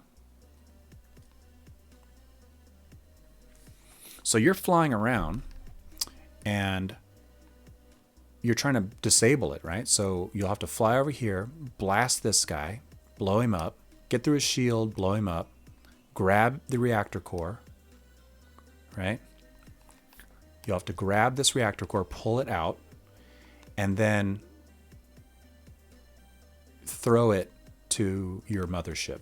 So as soon as you pull it out, your mothership will grab it from you and beam it up to the ship.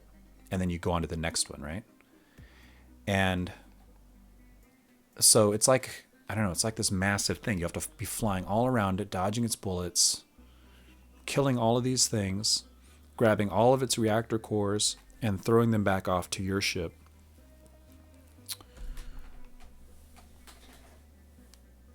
Oh, see you, Javi. Thanks for dropping in, buddy. All before you run out of fuel. And I don't know. I don't know how I'm going to balance that. I think what'll happen is you'll come into the boss level with a limited amount of fuel, but enough to blow up a couple of these things. And a few of these things, as you destroy them, will emit fuel pods that you can go and catch. So you'll refuel a little bit from the enemy and go around blasting until you've either destroyed or captured every reactor core on the mothership. And when you pull the last reactor core the whole thing will explode and you'll get to the game over screen. That's what I'm thinking of for the first boss. The second boss, I don't know. Who knows? Maybe it'll be something massive.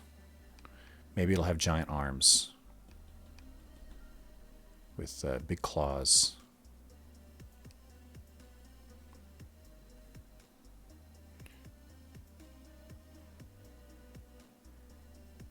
And laser guns all over it.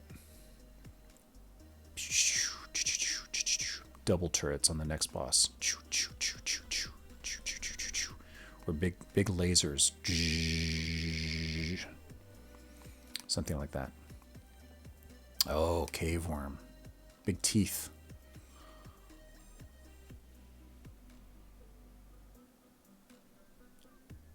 Lots of teeth coming at you. Big bug eyes. Maybe. Could be fun. But this is what I'm thinking of first. So the problem with this guy is it's a gigantic entity. You know, in game programming terms, it's a giant entity that has a bunch of these sub-entities on it. And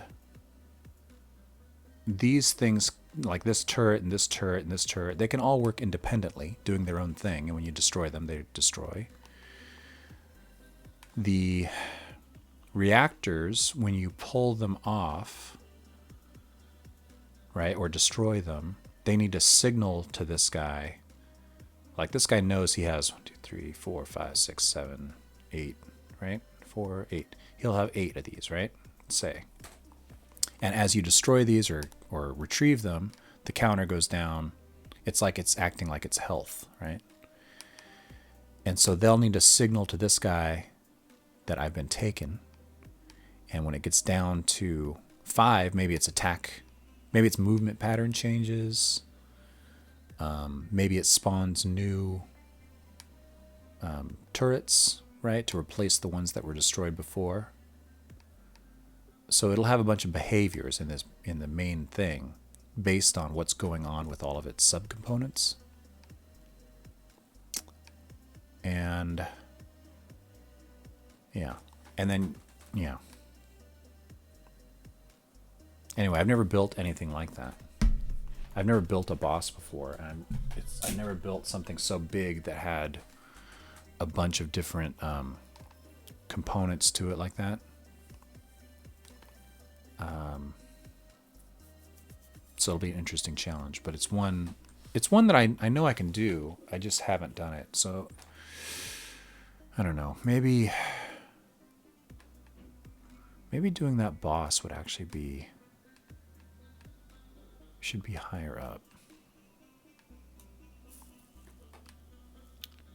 I tend to put things at the top of my list that I know are easier and funner, and things at the bottom that I know are going to be more tedious and boring and hard to do. And at some point, I get to a point in my project where I have nothing left but the tedious, boring stuff.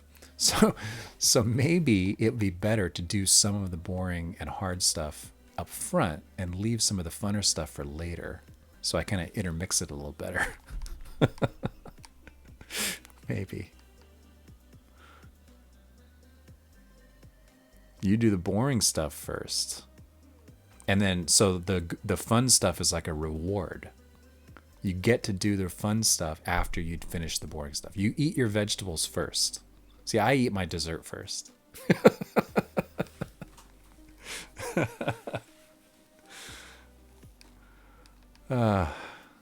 Yeah. Anyway, that'll be fun. Dessert last. That takes a lot of discipline. And then somewhere in here too, I've got to start writing more devlogs. I like streaming, I really do. It's fun. I mean, today, what are we on? 4 hours. Jeez. I got to wrap this up. But I want to start doing more devlogs, more 10-minute, 15-minute short form videos for YouTube. Because I think, as fun as this is, it's not great format for if you're looking for something concise or if you just want to learn something. You can't do it, right? Like if you're here watching me do something, you can learn it. But after the fact, if you're a new viewer, right, you're not going to scrub through 4 hours of video just to find the 5 minutes where I teach the thing. That's not going to happen. And I do have lots of interesting things I think I could talk about. It's just producing those 10-minute videos actually takes hours. It's hours of work to do. And it's not quote unquote productive in the sense that I'm not actually making progress on the game when I make those. But they do get a lot of views on YouTube. And every time I get more views, I get a couple more followers. Some of those people buy the game. It is a good marketing tactic.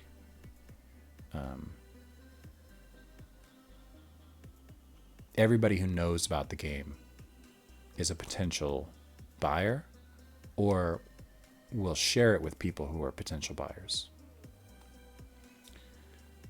So it's quote unquote not productive directly, but indirectly it does have a benefit. So I want to start doing that more. So bottom line, I another thing that's not on my to-do list is write more devlogs. What's that? My check's done. Oh, okay. Anyway. You know what? Buy it wherever you like. So buy it on Twitch, buy it on Steam. It is actually better for me if you buy it on itch in terms of money. Because I have my itch, I think the default itch payout or revenue share is 10%. And the Steam revenue share is 30%. Can you believe that? Steam takes 30%.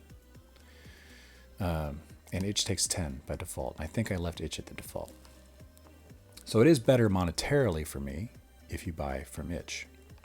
Another weird thing, I don't know if you guys know this, but when you have a game for sale on Steam, okay, and you set it for sale in a bunch of different countries, right? I thought, well, it's just doing a currency conversion. So if I set it for $15 here, it's going to be $15 equivalent in every other country. But that's not what happens.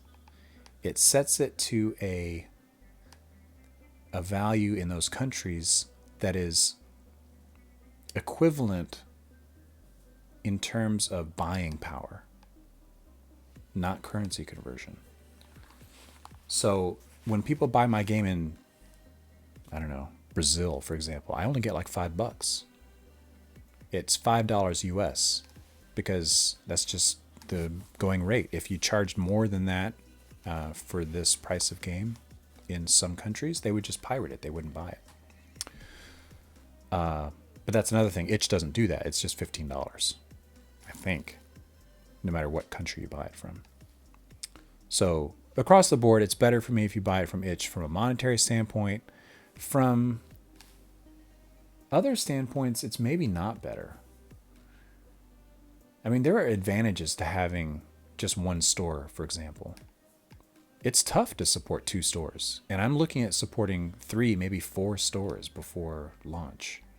I want to be on GOG, Good Old Games. I think that's what GOG stands for. I want to see if I can put it in the Epic Game Store. I'm not sure if I can. I don't know. And then there was another one I was thinking of. I can't remember. But every store requires a bunch of assets you have to create for it. You have to go through their whole application process. You got to set up your bank account with them and everything. It's a hassle. And then because people buy it in those communities, they expect to be able to interact with it in those communities, which means you need to monitor the forums over there, in all these different places. It's a pain. So in that sense, it would be better if everybody just bought it from one place because it'd be easier. Long story short, buy it wherever you feel like you want to buy it. I'm happy with anybody who buys it. I don't really care where you buy it. Do it wherever makes you comfortable. I know personally, even though I'm on itch and I adore itch, I love itch, I buy most of my games from Steam just because that's where most of my other games are, and it's just easier. Yeah. Well, thank you very much, sir. Sir or lady. I do appreciate it very much. Awesome. You made my day. You all made my day. Today's been a good day. That's probably why I streamed so long. Just feeling good.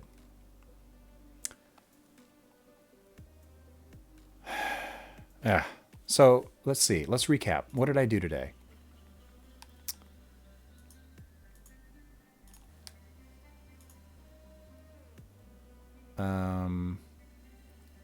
Added that shield energy gauge, which was really cool. It works really well. It was nice. Do some art. Did this fun one where we added names for all the different walls in the editor. There's a name for every wall now based off of geography of Mars and the moon.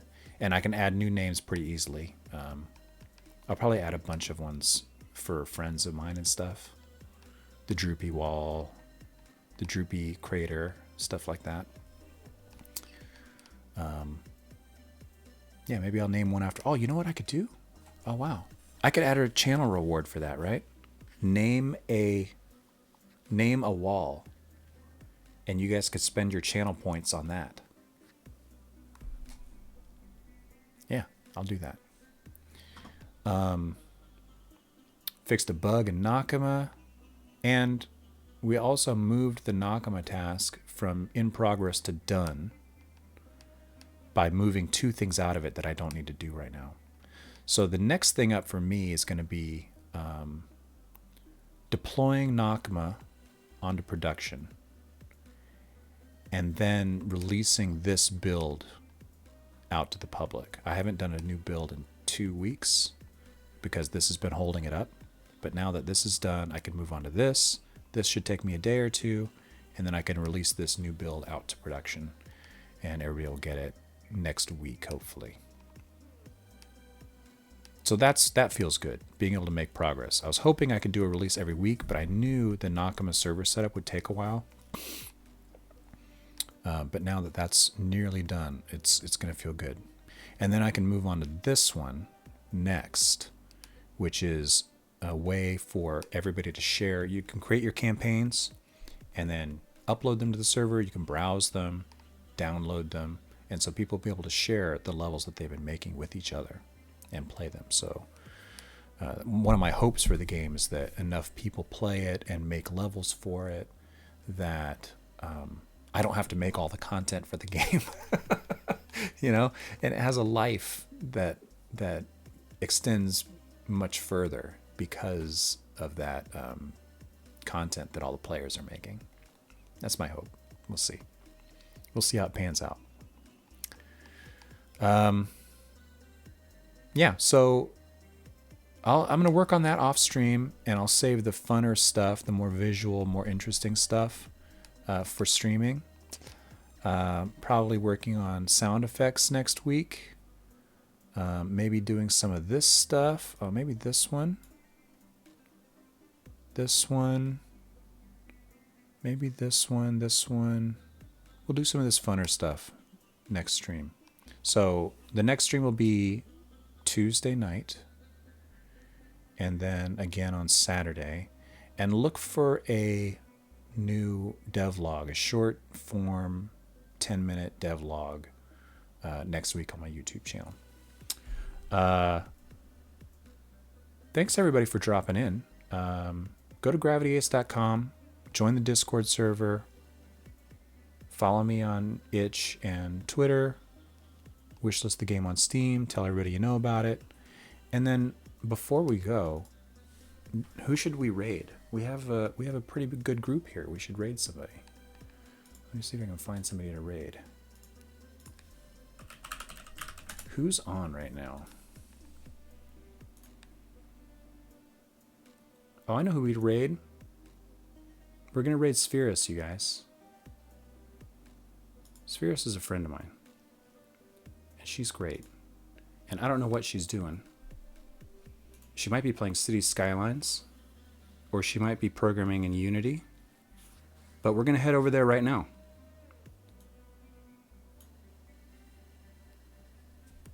So thank you guys for hanging out. See you next time.